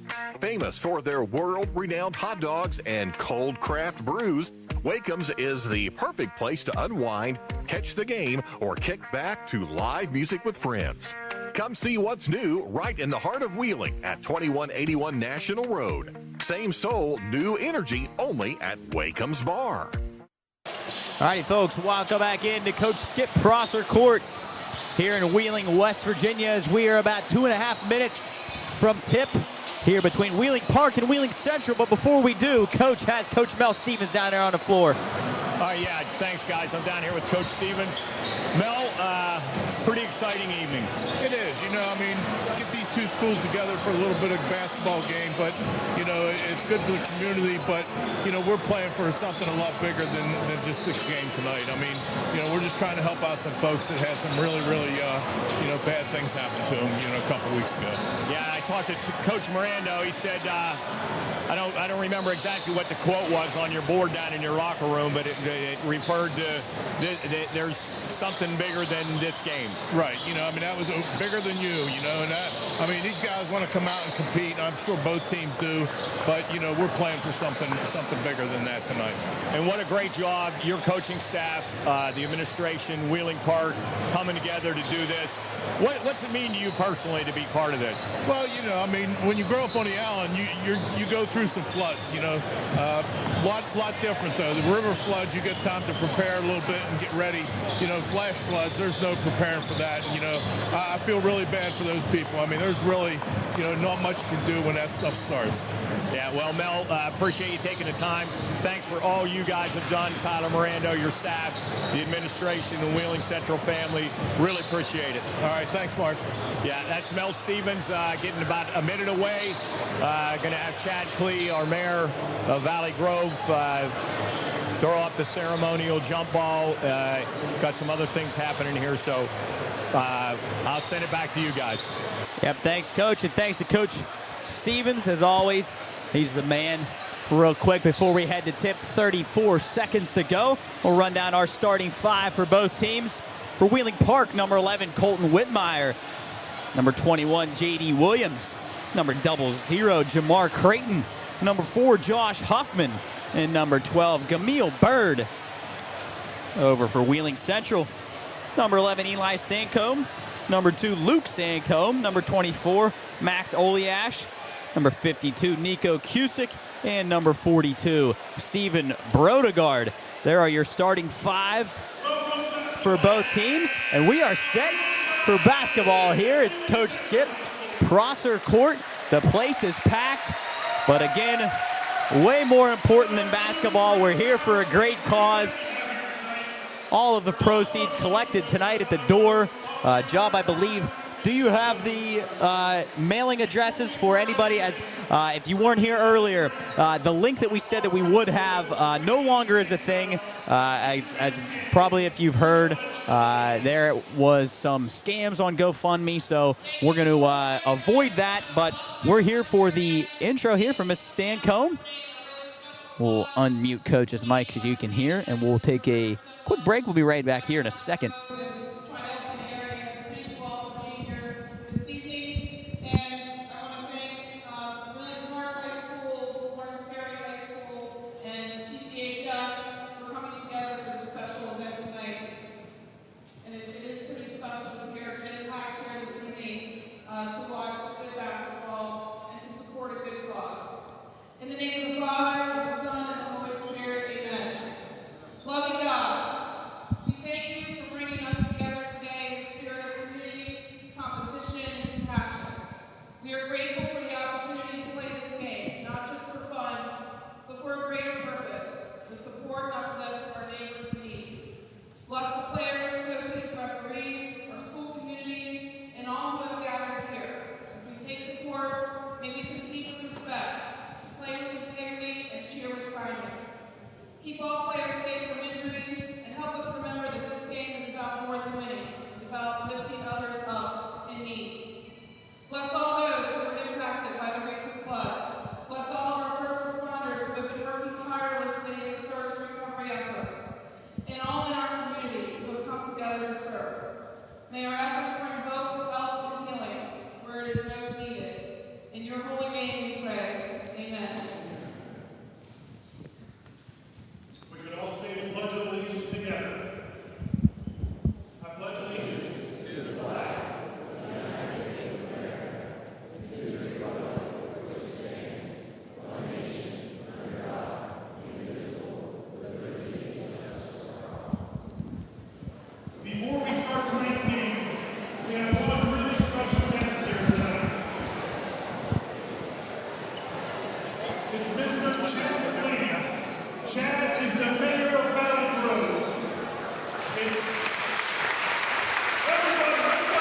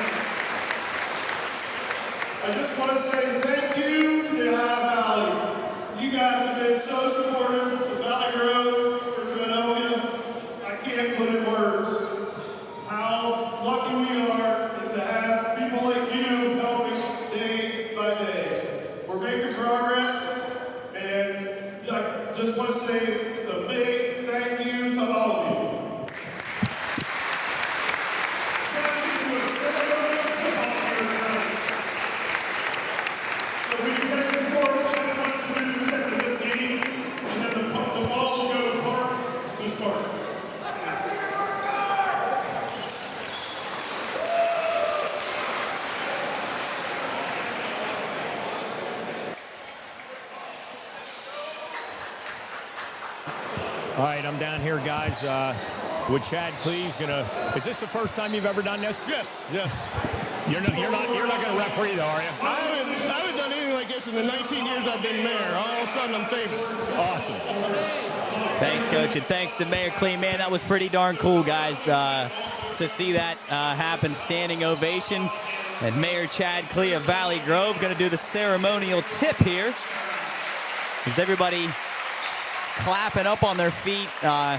Great gesture. Good job, Jerry Ames down there on the mic. Really, really cool thing. I think Wheeling Park is going to start with the ball. But we are set to go here. It's Coach Skip Prosser Court, Wheeling Park, Wheeling Central. 4 10-minute quarters, running clock, free throws. Only one will be shot. Only have. Actually, I think Max grabbed the rebound. I'm pretty sure that it was supposed to be Jamar Creighton to take the tip there. But great job, Coach down there with Mayor Clee. Great job from Mayor Clee. But here we go. Basketball for a great cause. In 4 10-minute quarters. If you're in the stream, it looks like you got about 90 people in here right now.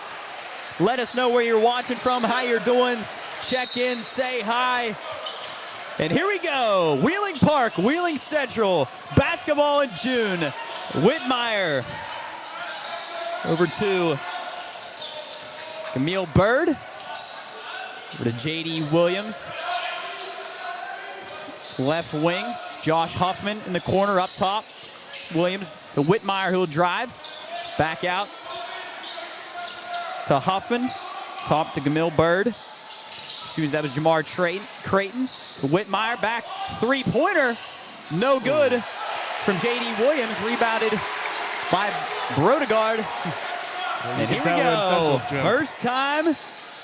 Eli Sancombe with the ball to Oliash. Oliash layup no good. We're going to have a foul. Referee signaled 2 shots, but I don't think that. Yeah, I don't think that's correct. I don't think that's right. As the Wheeling Central student section got loud early. You can't do that. As they weren't even this loud in the regular season. I know. This is the summer league game. Shooting a free throw, no good, but rebounded by Brodegard. Brodegard turnaround jumper off the glass, no good. Rebounded by Whitmire. Whitmire to Williams. Williams over to Huffman. Huffman to Bird. Bird up top to Creighton. Creighton to Whitmire. Whitmire back out to J.D. Williams. Up top to Bird. Bird over to Huffman. Huffman mid-range jumper. That one's good. Josh Huffman gets us started here. Should be 2-0 Patriots, I believe. As a turnaround jumper from Eli Sancombe rolls around, no good, but Brodegard with the rebound, put back up and good.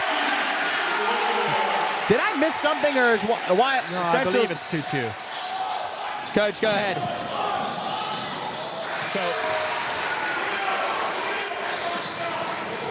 You got me? We got you, Coach. Okay, Go ahead. Here's how the fouls work.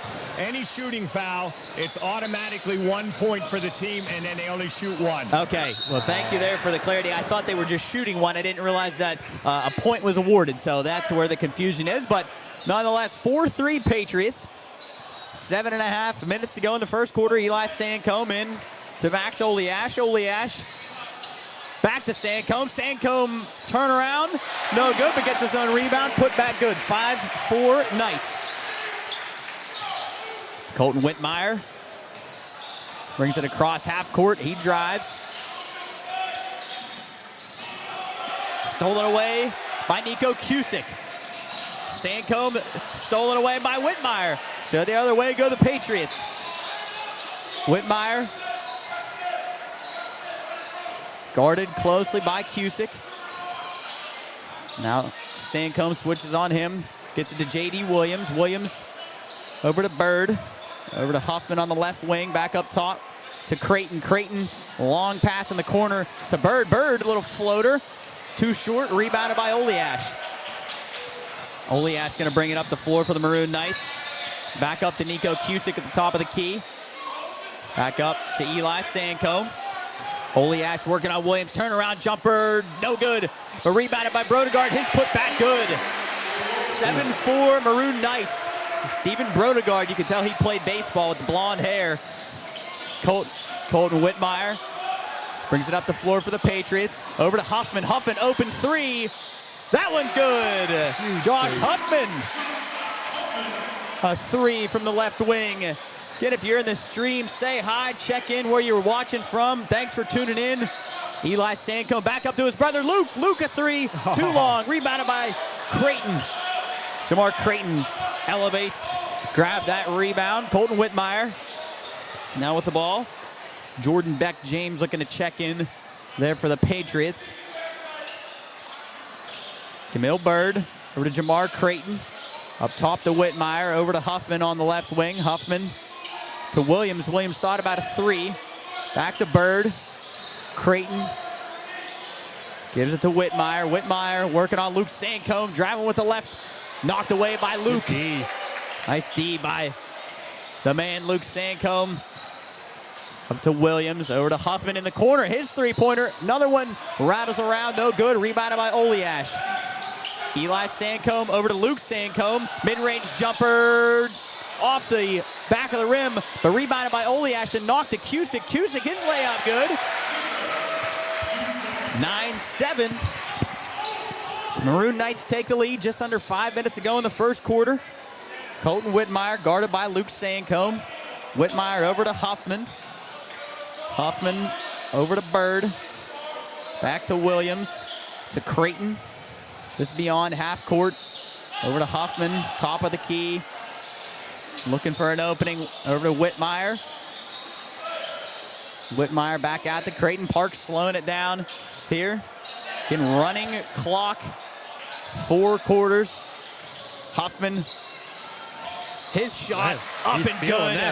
Josh Huffman ties things up at 9. So just over 4 to go. Eli Sancombe crosses half court. Over to Brodegard to Oliash. Oliash. No look pass from Eli down to Nico Cusick. He's fouled. So put a point on the board for the Knights. 10-9, so he'll go to the line. I don't even know how Eli even saw him. I know. What a pass from Eli Sancombe. We saw that a lot during the basketball season. I would say that Central probably does have the size advantage here tonight. Especially when they got big Max Oliash. With Brodegard and Oliash down low and Nico Cusick, his free throw good. So give Central a 2-point lead. 3.5 minutes to go in the first quarter. Whitmire double teamed. Long pass up to Creighton, stolen away by Eli Sancombe. To Nico Cusick down low. He'll pull it back out. His pass through the hands of Brodegard, but right into the hands of Luke Sancombe. Luke Sancombe driving. Nice move. Had 2 guys in the air, but then stolen away by Park. Fought for on the ground by Creighton and Brodegard. We're going to have a jump ball. You can tell the intensity's rising. Temper's getting a little high. Here at Coach Skip Prosser Court. Remember, this is just a scrimmage, but I don't think anybody's going to act like that. These guys are out here playing hard. What a move by yeah, Luke Sancombe had 2 guys in the air. Great team defense. But Eli inbounds to Oliash down low. His layup up and good. Nice cut from Max Oliash. 13-9 Maroon Knights. J.D. Williams over to Josh Huffman. Huffman working on Eli Sancombe. He loses the handle. Going to be Maroon Knight ball. Josh Huffman just lost it, went off of his knee, rolled out of bounds. So Maroon Knight basketball. Just over 2 minutes to go in the first quarter. Eli Sancombe bringing it up the floor for the Maroon Knights. Gets it to Oliash, and Luke Sancombe going to take a deep three. Good! Luke Sancombe, as he did all basketball season this year. A deep three to give the Knights a 16-9 lead, but a nice pass down low to Creighton, no good. Rebounded by the Maroon Knights. Eli Sancombe, a floater. That one's good. Oh, boy. 18-9. And Park going to take a timeout. And Wheeling Central off to a quick 18-9 lead. Coach is down there. Go ahead, Coach. Down here with Kelly Fitzsimmons, one of the veteran referees in the Ohio Valley. Kelly, pretty intense out here right now. Yeah, it's almost like a regular season game, to be honest with you, Dell, for sure. They're banging, but talk a little bit about how important this is for you to be involved in this and what it means to you. Well, again, like they said with Bob Gaylor, one of the officials in the Ohio Valley Board, my buddy J.E. out here being the president, it's very, very special to give back to the community. It's absolutely awesome. Yeah, and the seats are filling up. It's like a November day out here at Central. Yeah, let's bring back this rivalry. What do you think? Absolutely. You agree with that? I can help. I can help. All right, that's Kelly Fitzsimmons. A few words right there. He's a veteran official here. One of Luke Doyle's mentors. Back to you guys. Thanks, Coach, and thanks to Kelly. As he said, would be nice to have this rivalry back, as I can't even imagine what it would be like in the actual basketball season if it's like this right now, just for a fundraiser scrimmage. But here we go as ball stolen away by Eli Sancombe, fought for on the ground, up to Brodegard, and Brodegard gonna throw it down! Stephen Brodegard! The jam to make it a 20-9 lead for the Maroon Knights. Oh, boy. What a sequence there for the Maroon Knights. And this place is loud. Cool, is it actually June? I mean, this is incredible. I mean, is it really June 25th? You can tell they have the home court advantage. I mean, my goodness, people, this has been built up for years and years. Wheeling Park, Wheeling Central playing a basketball game. Here we go, Park, Colton Whitmire, over to Williams. Williams gonna take a three. No good. Rebounded by Creighton over to Whitmire. Whitmire going to take a three. That one's good. So Colton Whitmire stops the bleeding. Make it a 20-12 game. 40 seconds to go here in the first quarter. Again, running clock. So we'll have no stoppages unless we have a timeout. Eli Sancombe over to Nico Cusick. Cusick, little shove off, but no call. His shot right into the hands of Creighton. I like a no call there, Cools. Yeah, let the boys play. Yeah, let the boys play. 20 seconds to go in the first quarter. Colton Whitmire bringing it down the floor. Nice pass to Creighton, up to Huffman, top of the key, guarded by Sancombe. Tell you what, Huffman's going to have a tough time getting around Eli Sancombe. Man, he drew the short straw today. 5 seconds to go, and Eli Sancombe poked away, but right to Williams. He takes a shot with about 2 seconds to go. And Cusick going to fire away half court off the top of the backboard. But either way, Wheeling Central out to a 20-12 lead here at the end of the first quarter. Coach, got another one down there for us. Yeah, talking to Bob Gaylor down here, veteran official, softball official, basketball official, very, very involved. I don't know exactly all your titles in the officiating ranks, but anyway, Bob Gaylor, resident of Triadelphia, had a devastating loss during Sunday's flooding. The first person I've actually talked to that has suffered major damage. Bob, talk a little bit about what happened. Well, luckily, my family wasn't home, but my home is a one-story home. Water came up to about 20 inches inside the home, so basically everything that was inside the house we lost, if it wasn't up more than 20 inches. Talk a little bit about how that unfolded for you. You weren't home. Nobody was home on Sunday. Well, it was Saturday night, which was my birthday. We got home from doing softball. Came home that evening, got showers, whatnot. Went out to eat for birthday. 15 minutes after we left is when the rain started. Then we started getting email alerts and everything else about flooding possibly. Then we couldn't get to the house. So everywhere to get to the house, there was no way to get there because the floodwaters came up so high and so fast. Let's step back so they can play, but I want to continue with this. When you finally got to your home, talk about what you saw. Driving through Triadelphia, it looked like maybe like a war zone. There was cars everywhere. My car ended up 1.5 miles from my house, so it floated from my house down to Middle Creek Garage, which is about 1.5 miles. although there was a truck just in front of it, it didn't move. So I can't. But once we got home, stuff everywhere, the water had gone back down in the banks. So by the time I got there was Sunday. So I didn't get to see anything Saturday night. But gas leaks, there was different things all through the neighborhood.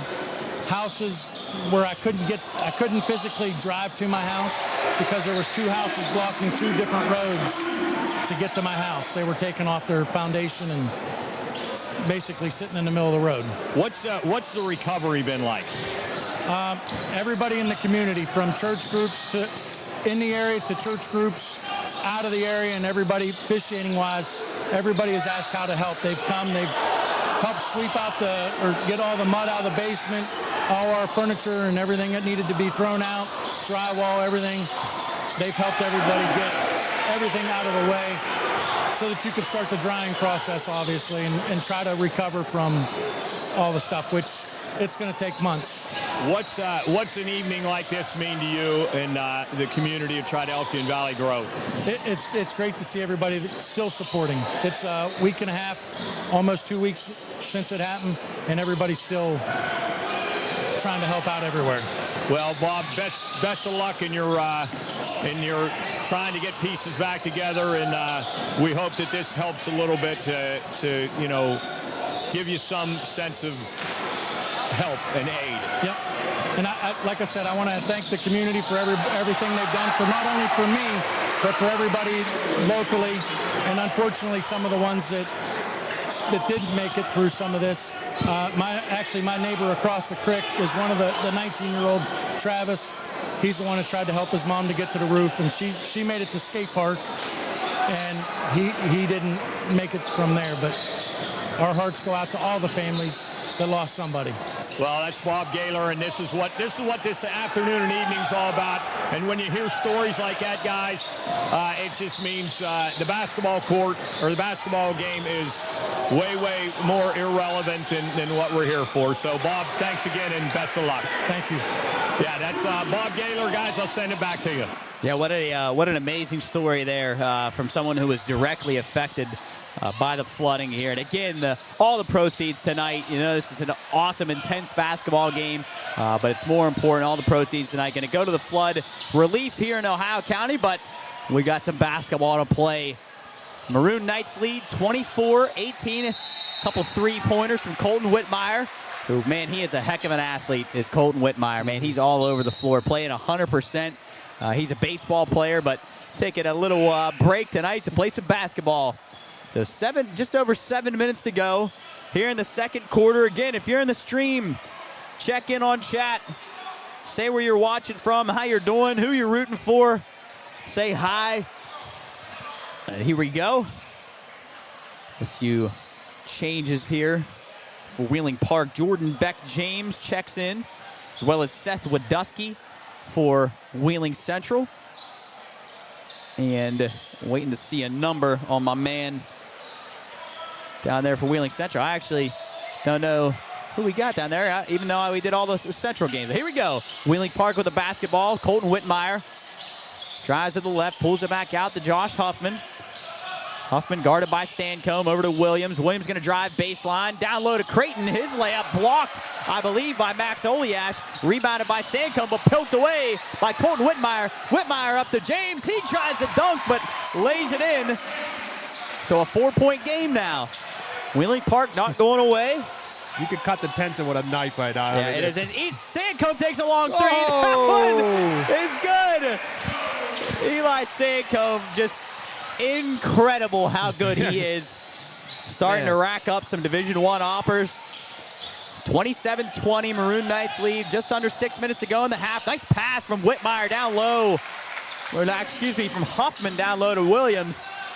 27-22, Maroon Knights lead. This place, there is not a seat open. Sandcombe again. Wouldn't be surprised if he pulls another three. But he's going to pull a mid-range jumper. That's all. That's all he does. That one's good. Incredible from Eli Sandcombe. It's going to be a long night. 29-22. Just unbelievable how good this kid is. It's a treat that we got to watch him all year. Colton Whitmire slips, keeps his dribble, somehow keeps the dribble alive, picks it back up, Luke wanted a double dribble, and Whitmire going to go in. He's going to be fouled. Seth Wadusky tried to take a charge. So give a point on the board for Wheeling Park. Whitmire, no, it was a shooting foul. So Whitmire, I believe, will head to the line. Get a little bit of a stoppage here.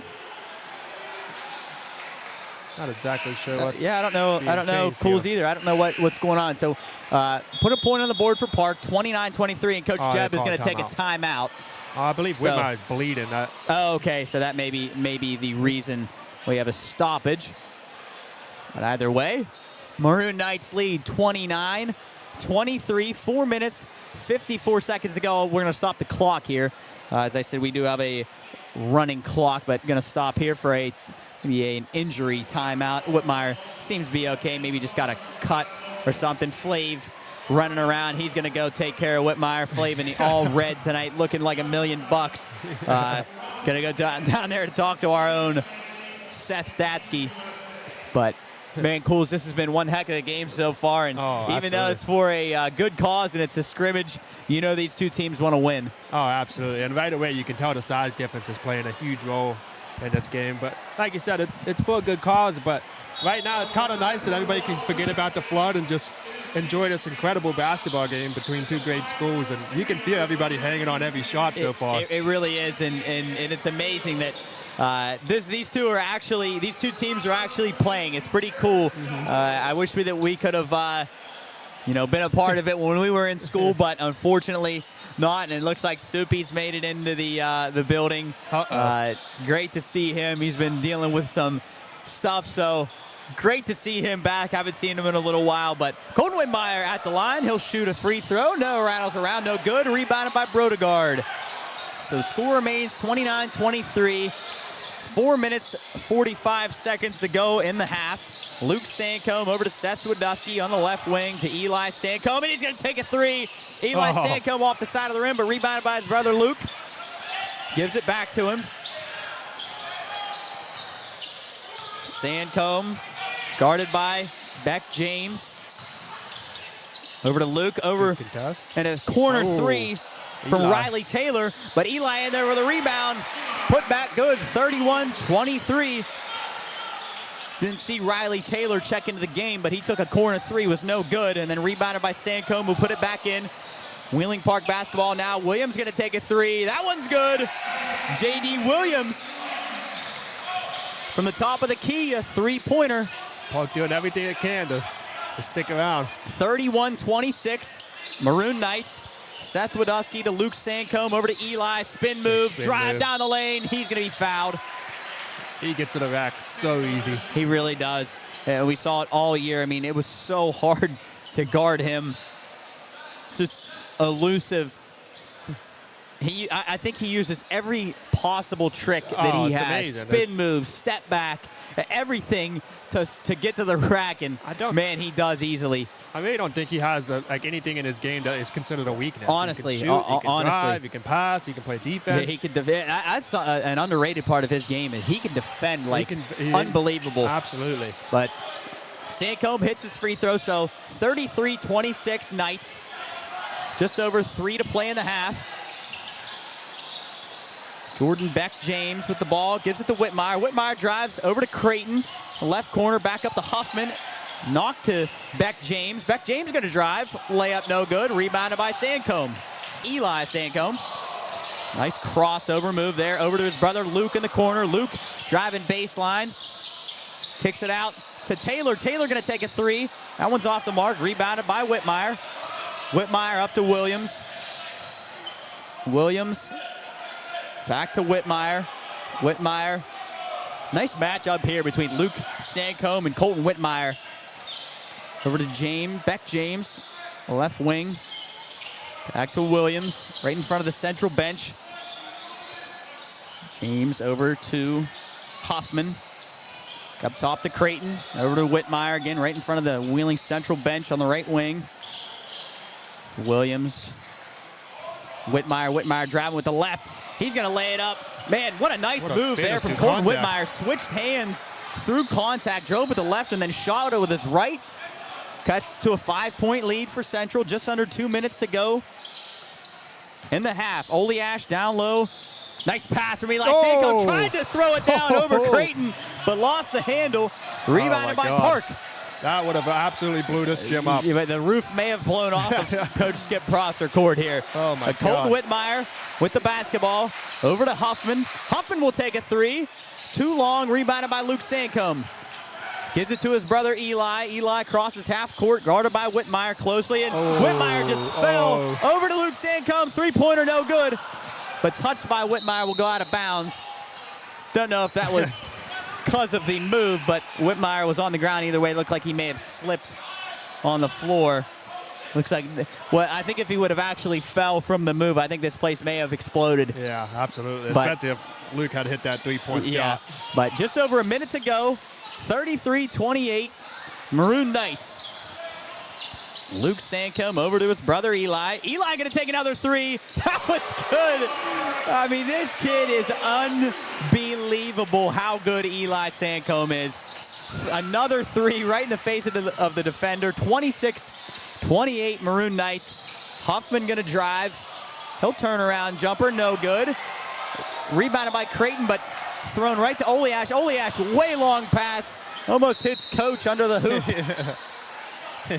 I don't even think Go out Coach of saw it bounds. coming. So I do believe that under a minute we do get the clock to stop. So 30 seconds to go.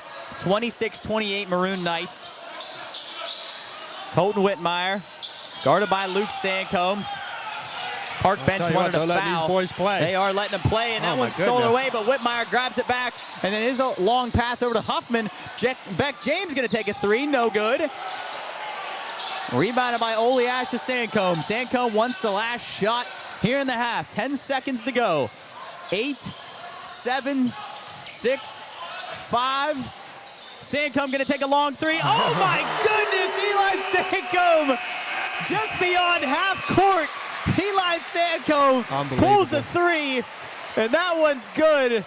Making an 11-point lead, going to half. Eli Sancombe, there's no more words. Honestly, send him to the NBA. It's hard to even describe how good this kid is, but Coach has another person down there on the floor. One of our referees tonight. Coach, go ahead. I got Brooke Edge down here, Wheeling Central alumnus.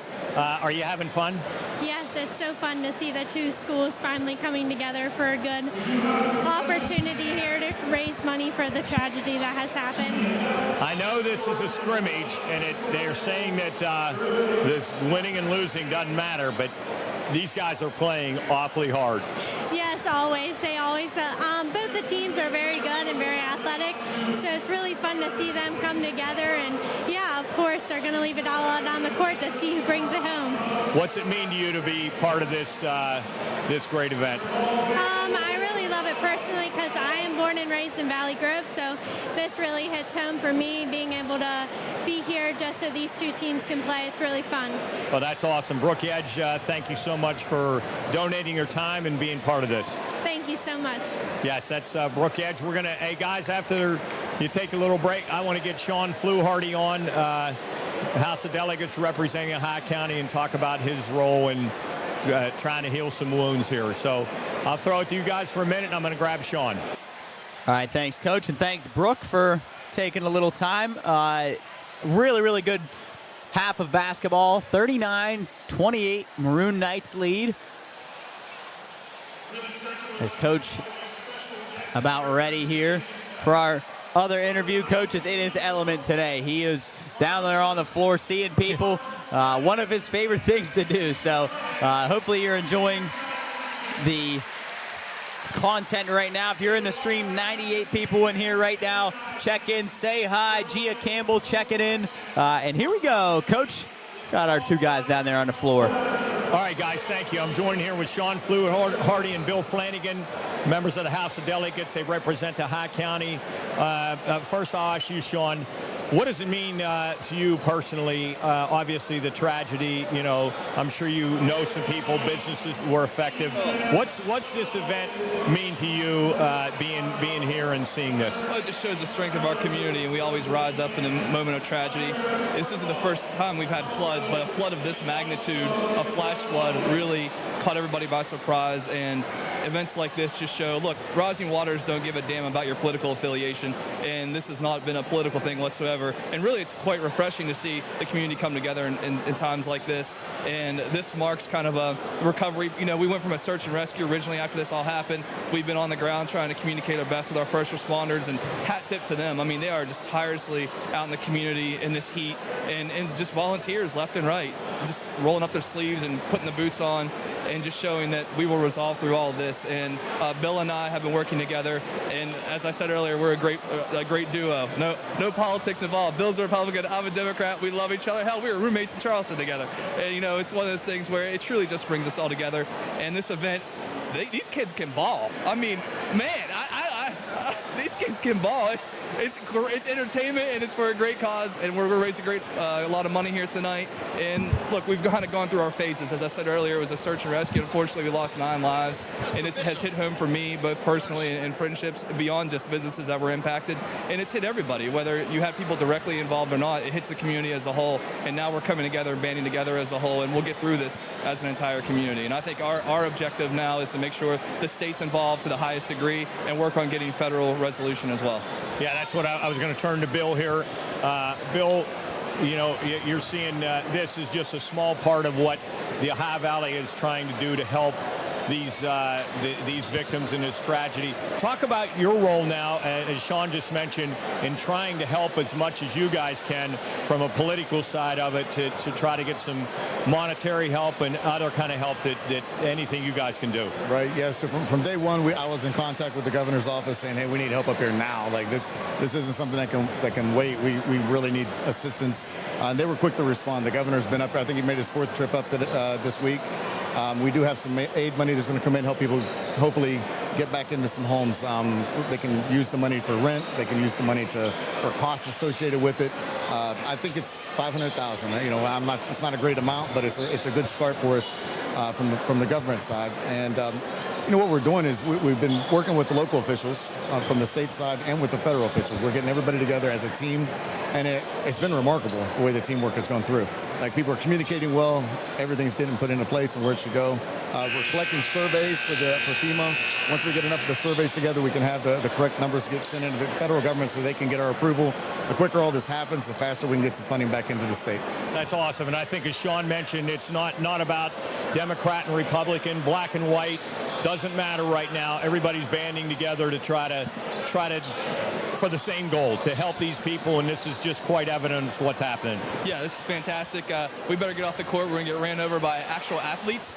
So, hey, I want to thank you all, the Pine Room, you guys, your podcast. First off, it's great, but thank you all for what you're doing for the community and helping bring us together, get the message out during these times. Absolutely, and thanks to you guys. I know you're tireless workers for the Ohio County and the Valley. Appreciate you, Bill Flanagan and Sean Fluharty. All right, guys, appreciate you guys. Appreciate them. They're working hard to help the victims and continue to fight the fight for, like everybody here is doing. So back to you guys. Second half, here we go. Thanks, Coach, and thanks to those guys. Appreciate the shout out from them. Great dudes. And here we go. We're set for second half action here at Coach Skip Prosser Court. Maroon Knights lead 39-28. You're in the stream. Give us a hey. If you're on the radio, hello as well. But here we go. Eli Sancombe, Maroon Knight basketball turnaround jumper. There's no time. It is. I have no words for how good Eli Sancombe is. Another just beautiful bucket, turnaround jumper right in the face of a defender. And then he just steals one away from Colton Whitmire, going coast to coast. Eli Sancombe, Euro step, layup no good. Rebounded by Huffman, 41-28. Maroon Knights lead the Patriots. Huffman to Williams. Williams going to take a three right in front of us. Off the back of the rim, no good. Eli Sancombe with the rebound. Up to Oleash, and Oleash is going to take a three. No good, and he's fouled. Good to see that over there, though. Jordan Beck James picking up Oleash. So just make sure he's okay. So my guess there, Cool's. I guess we're gonna okay, find so out, he huh? put two. They put 2 points on the board, I Okay, believe. So okay. 2 points on the board, and then Oleash will shoot one. 43-28, Maroon Knights. Oleash free throw, no good. Rebounded by Jamar Creighton. Creighton to Jordan Beck James. Up to J.D. Williams.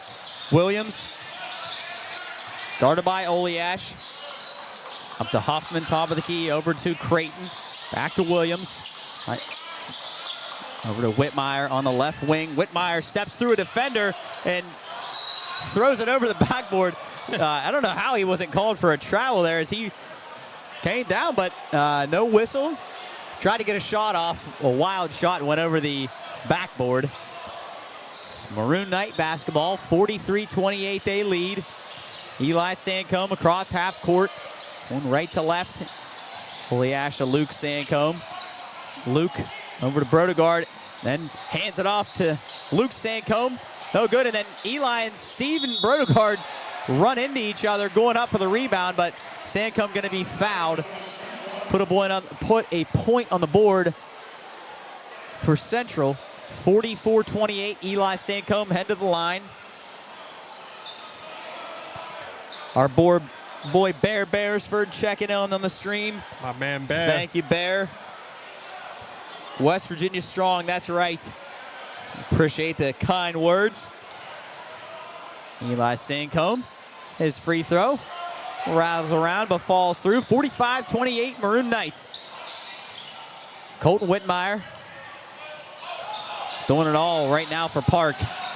That one's poked away by Nico Cusick, but will stay with Wheeling Park. Beck James. Inbound for Park. To Whitmire, guarded by Cusick. Over to Creighton. Up to Beck James. Over to Huffman on the right wing. Huffman guarded by Eli Sancombe. Spin move, blocked, but fouled. This man, Eli Sancombe, giving absolutely nothing to Josh Huffman. Huffman is working his tail off. That is no easy task, but he is fouled. So put a point up for Wheeling Park. Huffman, his free throw, good. 45-30. Maroon Knights, just over 6 to play in the third quarter. Eli Sancombe bringing it up the hardwood for the Maroon Knights. Guarded by Huffman. A nice pass down to Oleash. Oleash lays it in. A beautiful pass from Eli Sancombe. Led Oleash right to the bucket. Oleash laid it in with his right hand. 47-30 Knights. Beck James pass right into the hands of Eli Sancombe. Stolen away. Sancombe wide open three. Off the front of the rim. No good. Rebounded by J.D. Williams. Williams up to Huffman. Huffman guarded by Cusick.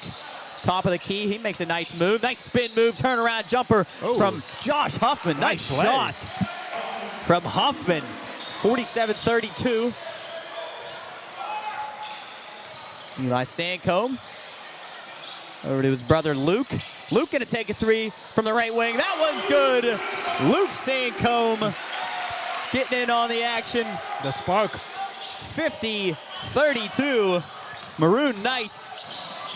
Stolen away by Eli Sancombe. Up to his brother Luke. Luke lays it in. So back-to-back buckets for Luke. And Park gonna take a timeout.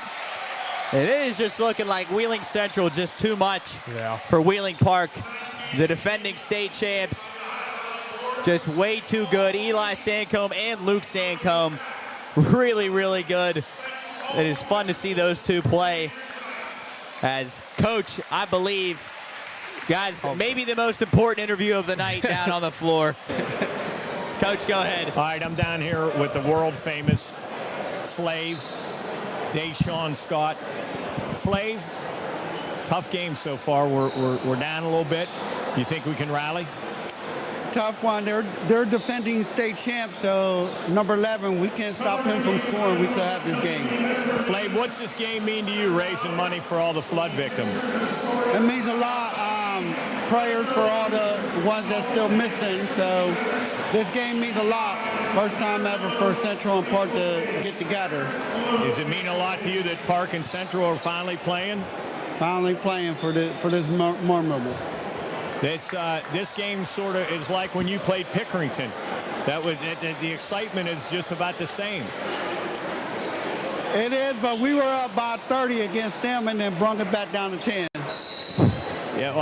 Oh yeah. Well, so what sport are you in now? Are you in softball or softball? We just got done with softball. We are 3-time state champs. 3-time state champs. So what message do you have to say to everybody that out there that we're trying to help? But thank you, and we're going to keep on helping and stuff. And so anybody needs anything, they just need to let me know, and I'll help. I know you will. You're a good man, Flav. You've done a lot for Wheeling Park and the High County. We appreciate you. Thank you. All right, that's Flav. As you said, maybe the most famous interview we'll ever do. Yeah, honestly, is Central really feeling it right now. 3 straight steals. They lead now 58-32. Coach Rick Hickman in the stream. He says hi. Who's that? Rick Hickman, the class of Wheeling Central class of 80, working up the park for the last 7 years. So he says hi. Thanks, Rick, for checking in. We appreciate it, for tuning in. 58-32, Maroon Knights. Just under 4 minutes ago in the third quarter. Like we said, Wheeling Central just a little bit too good. I think they're definitely much more conditioned. Yeah, you can see Park getting a lot more sloppy as the game goes on. Our boy Levi Ryan checking in the game. Rebound by him.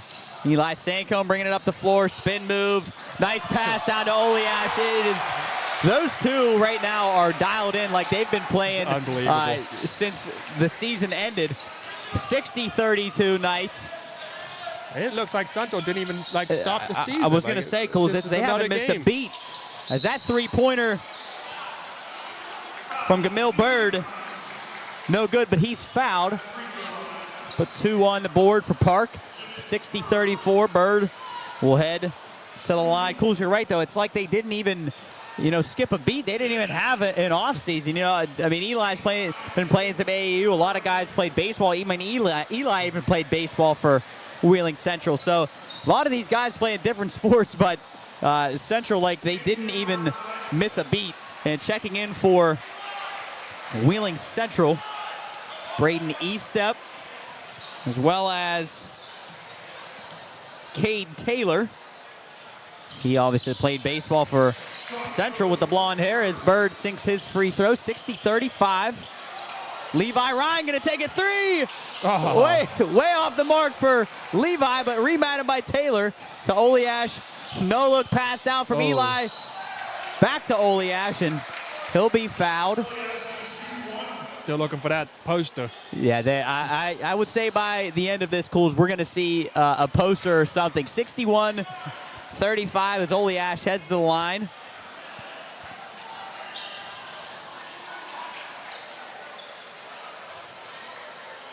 Oliash, a big key to Wheeling Central's state championship run this year, 62-35.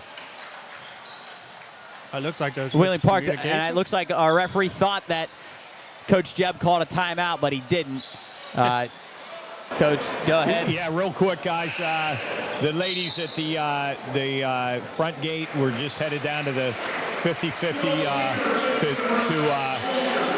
to turn the 50-50 tickets in. She told me the winning ticket for the 50-50s about $350, but they have already raised through donations just at the front gate over $8,000. Oh, wow. So they'll probably approach with concession stand and other donations still coming in. They probably will generate over $10,000 from this event. Wow, that's great to hear. So just beginning, and what a great event, and it's just going to continue happening. We got another Another quarter to go, so hopefully people, let's try to get that 10,000 mark through donations. Yeah, that's great to hear. If you didn't just hear that, Coach said that at the door only, over $8,000 raised for flood relief here in Ohio County.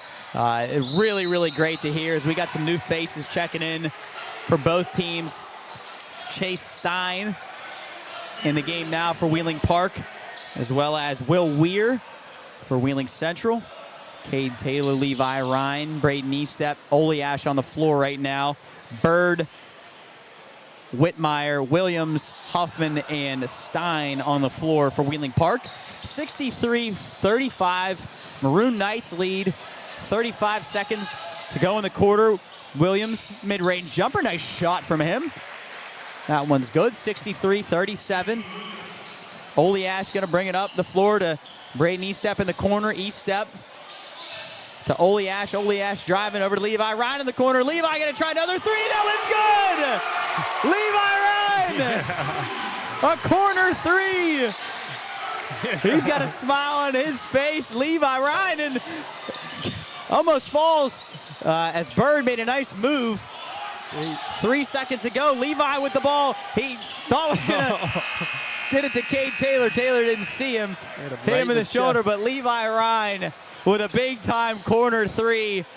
And it's amazing. It really makes me feel old seeing Levi Ryan play high school basketball. He used to be the bat boy for us and his brother when we played Wheeling Post 1 American Legion baseball. And Levi was about a foot tall, I think, back then. He was our bat boy.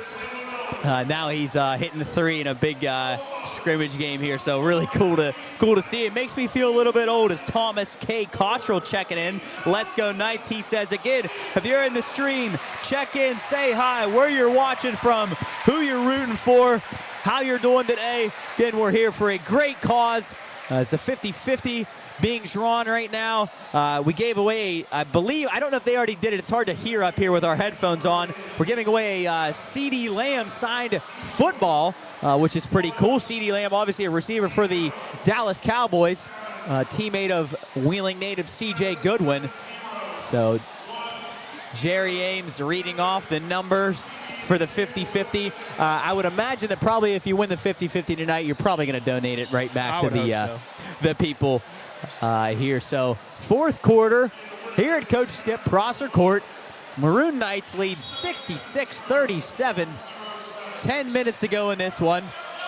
Colton Whitmire huffing and puffing out there as he said that he definitely is not in basketball shape as he's been playing baseball. Little different pace of sport, I would say. But here we go, Wheeling Park. Beck James over to Williams on the right wing. Williams back to Beck James. Thought about a three. Guarded by Stephen Brodegard. Another state champ for Wheeling Central baseball. That one's no good. Rebounded by Brodegard. Over to Eli Sancombe. Over to Nico Cusick. Nice pass to Luke Sancombe. Floater no good. Rebounded by Colton Whitmire. Whitmire over to Williams. Williams going to take a three. Rolls around, no good. Rebounded by Brodegard. Gives it to Eli Sancombe and a long pass to his brother Luke. You can see the lefty pitcher for Wheeling Central. Is that three from Brodegard? Good! Stephen Brodegard, the big man, hits a three. Wheeling Central absolutely shooting the lights out. And that pass, nice from Whitmire down to Beck James. Lays it up and in. 69-39, Wheeling Central. Eli Sancombe over to Nico Cusick. Over to Luke Sancombe, back up to his brother Eli. Over to Seth Wadusky, who checked in for Wheeling Central. Luke Sancombe, top of the key, gives it to his brother Eli. Eli working on Williams, turnaround jumper off the front of the rim, no good. And Wadusky looked like he grabbed the jersey of Colton Whitmire. He'll be called for the foul. 8 minutes to go here in the game.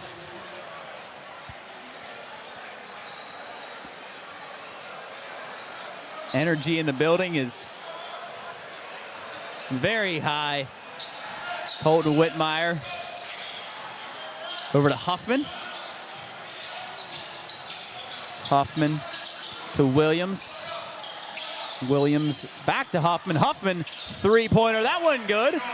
Josh Huffman, a three-pointer. 69-42 now, Maroon Knights. Eli Sancombe to his brother Luke. But stolen away from Wheeling Park. Apologies, coach is talking in my ear right now, confusing me a little bit, but nice shot there from Jordan Beck-James.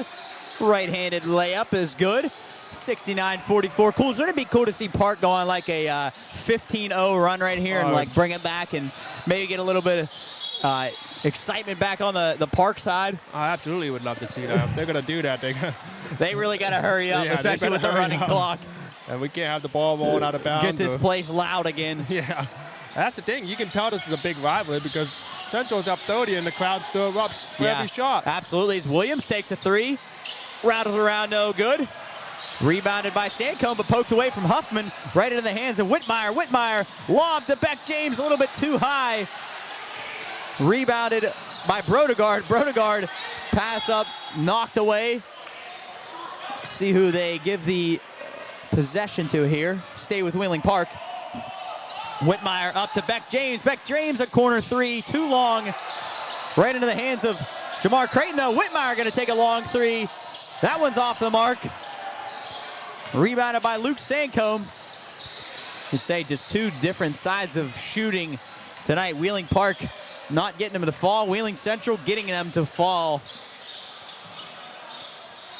Eli Sancombe over to his brother, over to Nico Cusick.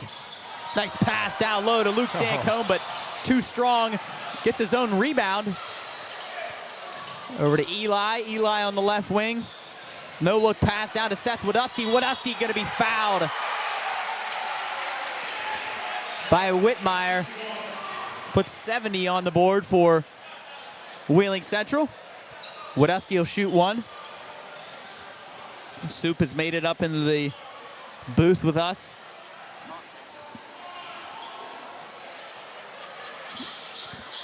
As we have Coach down on the floor. I don't know where he is, but he's somewhere. Coach, go ahead. He's right behind the desk. I'm down here behind there he the is. scorers table. I'm here with Lydia Brodegard. Lydia, what is your role with Wheeling Central? Well, tonight I'm the basketball mom. Oh, you were a baseball mom for a little bit. I am a baseball and a volleyball mom, too. Oh, she is the mother of Stephen Brodegard and has done a lot to help out here this evening. Lydia, talk a little bit about the generosity of people coming through the door. Well, before we even get to coming through the door tonight, everything that you see here has been donated by parents of athletes and students at Central. So everything that we do tonight is a 100% donation straight to our fire departments. But as people were coming in the door, we see people from our church parishes, we see people from Wheeling Park, Lindsley, people from out of town traveled here today, and they were willing to help out and donate to our flood victims and to our fire departments. And talk a little bit about, you mentioned to me about the totals so far. Well, we just were able to collect $321 for our 50-50, and a rough estimate at the door we surpassed $8,000, and that's before I go pick up the money from the concession stand. Wow. So fantastic effort by everybody in the community. Thank you for your efforts, and it's a wonderful evening for the community, both schools, just wonderful. Thank you, and thank you guys for being here. There was a lot of people that we can't even fit into this gym, so without you, they wouldn't see it. So thanks so much, and let's go Knights. Absolutely. That's Lydia Brodegard, and $8,000. Hopefully they approach $10,000 before the evening's over. Yeah, great to hear. A lot of money raised tonight for a great cause, and all the money going to go to flood relief here in Ohio County. After a few buckets traded back and forth, the Maroon Knights lead 74-47. We're going to have a lot of new faces here on both sides, so try to get them here for you. Into the game for Wheeling Park. Going to have him on my roster here. No, excuse me, Marcus Ludoff. Nico Cusick tried to slam one through. Max Olias the rebound. Puts it back up. Chase Stein back in the game. We'll have to ask Soup if Nico Marcus, even has that in the bag. I think we saw it in the warm-ups that he did have it a little bit.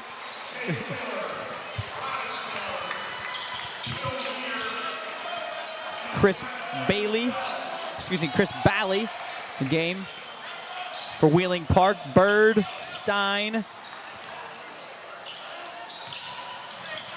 Tegan Watson also in the game for Wheeling Park. Cade Taylor back in the game for Central, as well as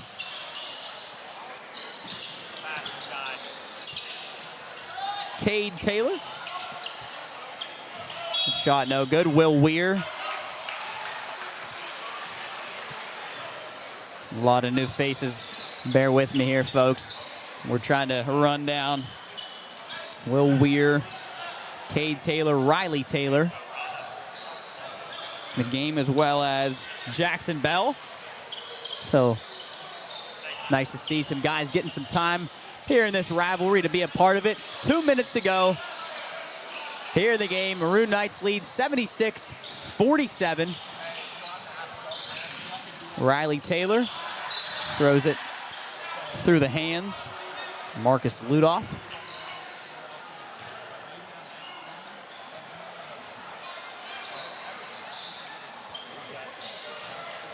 Maroon Knights looking to seal this one out. Minute 30 left to go. Will Weir to Taylor. Taylor over to Bell. Bell to Wadusky, who took a three, no good. Rebounded by Taylor, but then stolen away by Stein, and then knocked away by Riley Taylor. Will be Wheeling Park basketball under their hoop. Camille Bird inbound to Stein. Over to Bally, up top to Ludoff to Camille Bird. Bird the shot, no good. Rebounded by Will Weir. Weir to Cade Taylor. Taylor to Wadusky. Wadusky down low. His pass into the hands of Stein. Stein the other way for Wheeling Park. Behind the back. Nice move from Chase Stein. Pass down low to Bird. Bird no good. Then up to Jackson Bell. Jackson Bell over to Cade Taylor in the corner. Up top to Riley. Riley's going to drive. Shot no good. And we're going to have a foul. See who that one was on. Was that a charge, Schools? Yes, sir. Do we have a charge? We did have, I think, our first charge of the day. So Wheeling Park basketball. 10 seconds to go in this one. A long three from Camille Bird. Off the mark, but off the hands of Seth Wadusky, goes out of bounds. 4 seconds to go in this one. That'll just about wrap it up here at Coach Skip Prosser Court. Wheeling Park, Wheeling Central. Maroon Knights 76, Wheeling Park 47. Inbound, Chase Stein, top of the key. He won't even get a shot off, and that'll do it for us here at Coach Skip Prosser Court. Maroon Knights take the scrimmage 76-47. A great night overall. Great job by both teams. And good job to the girls team as well. Coach has made it up here in the booth. Coach, what'd you think? Well, it was incredible. My batteries died, though. I wanted to get a couple more words, but I thought I tried to get as many different, just different people in different walks of life to talk about, what this game meant to them, and was a fantastic evening.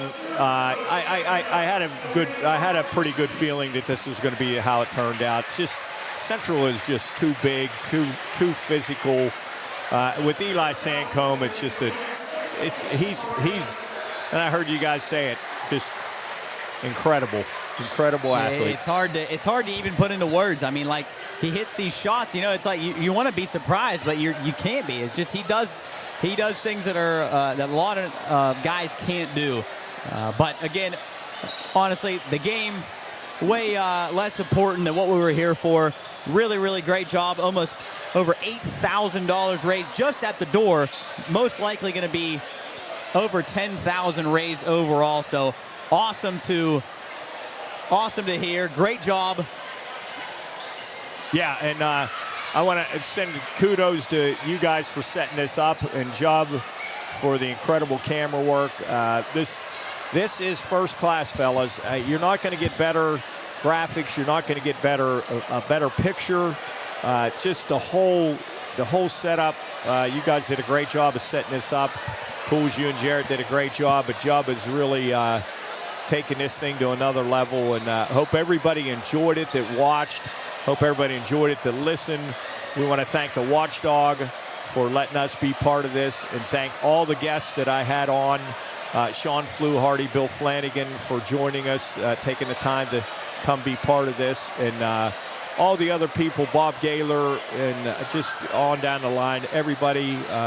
Becky Sandcombe was just a wonderful evening. Tyler Mirando, just a fantastic evening for everybody, and thanks to you guys. Thanks to Job, Soup, going through a tough time now, but hopefully things work out. Seeing a lot of people here, Coach Doyle, Kerry Woods, just a lot of people from the community that came out to give, and hopefully the number will be over 10,000, guys. Wouldn't that be awesome? Yeah, that's awesome to hear. That almost I don't know if it surprised me or not hearing that number. That was just it's really cool, and it's just a testament to how tight-knit this community is. No matter what, if you're Wheeling Park, you're a Wheeling Central fan. Was a great night. And Martins Ferry. Shout out to Martins Ferry as well. Their girls team coming over here. Played a great game against Wheeling Central girls. Again, two very well-done games. Well done to everybody. Was a great night. Appreciate everybody in the stream. If you're still in here, thank you so much for watching. If you looks like we gained some new subscribers. You want to see the rest of the stuff that we do, click the that little subscribe button right below the Wheeling Park, Wheeling Central letters there. Appreciate it again. Thanks for following along. Thanks people can go back and watch this again, correct? Yes, absolutely. You can go back. It'll be right on our YouTube channel right when we're done streaming. It'll go right to our live page. So if you want to watch it, drop us a subscribe, drop us a follow on social media. We appreciate everybody again. Just an awesome night, and hope that we made a little bit of an impact on the people affected by the floods here in Wheeling. So from the Pine Room Studios and the Watchdog, we appreciate everybody. Jub, do you have any final words? Jub's waving us off. I think we're ready to wrap up here. Thank you again to everybody. We love you. We love you, Wheeling, and thanks again. We'll see you soon.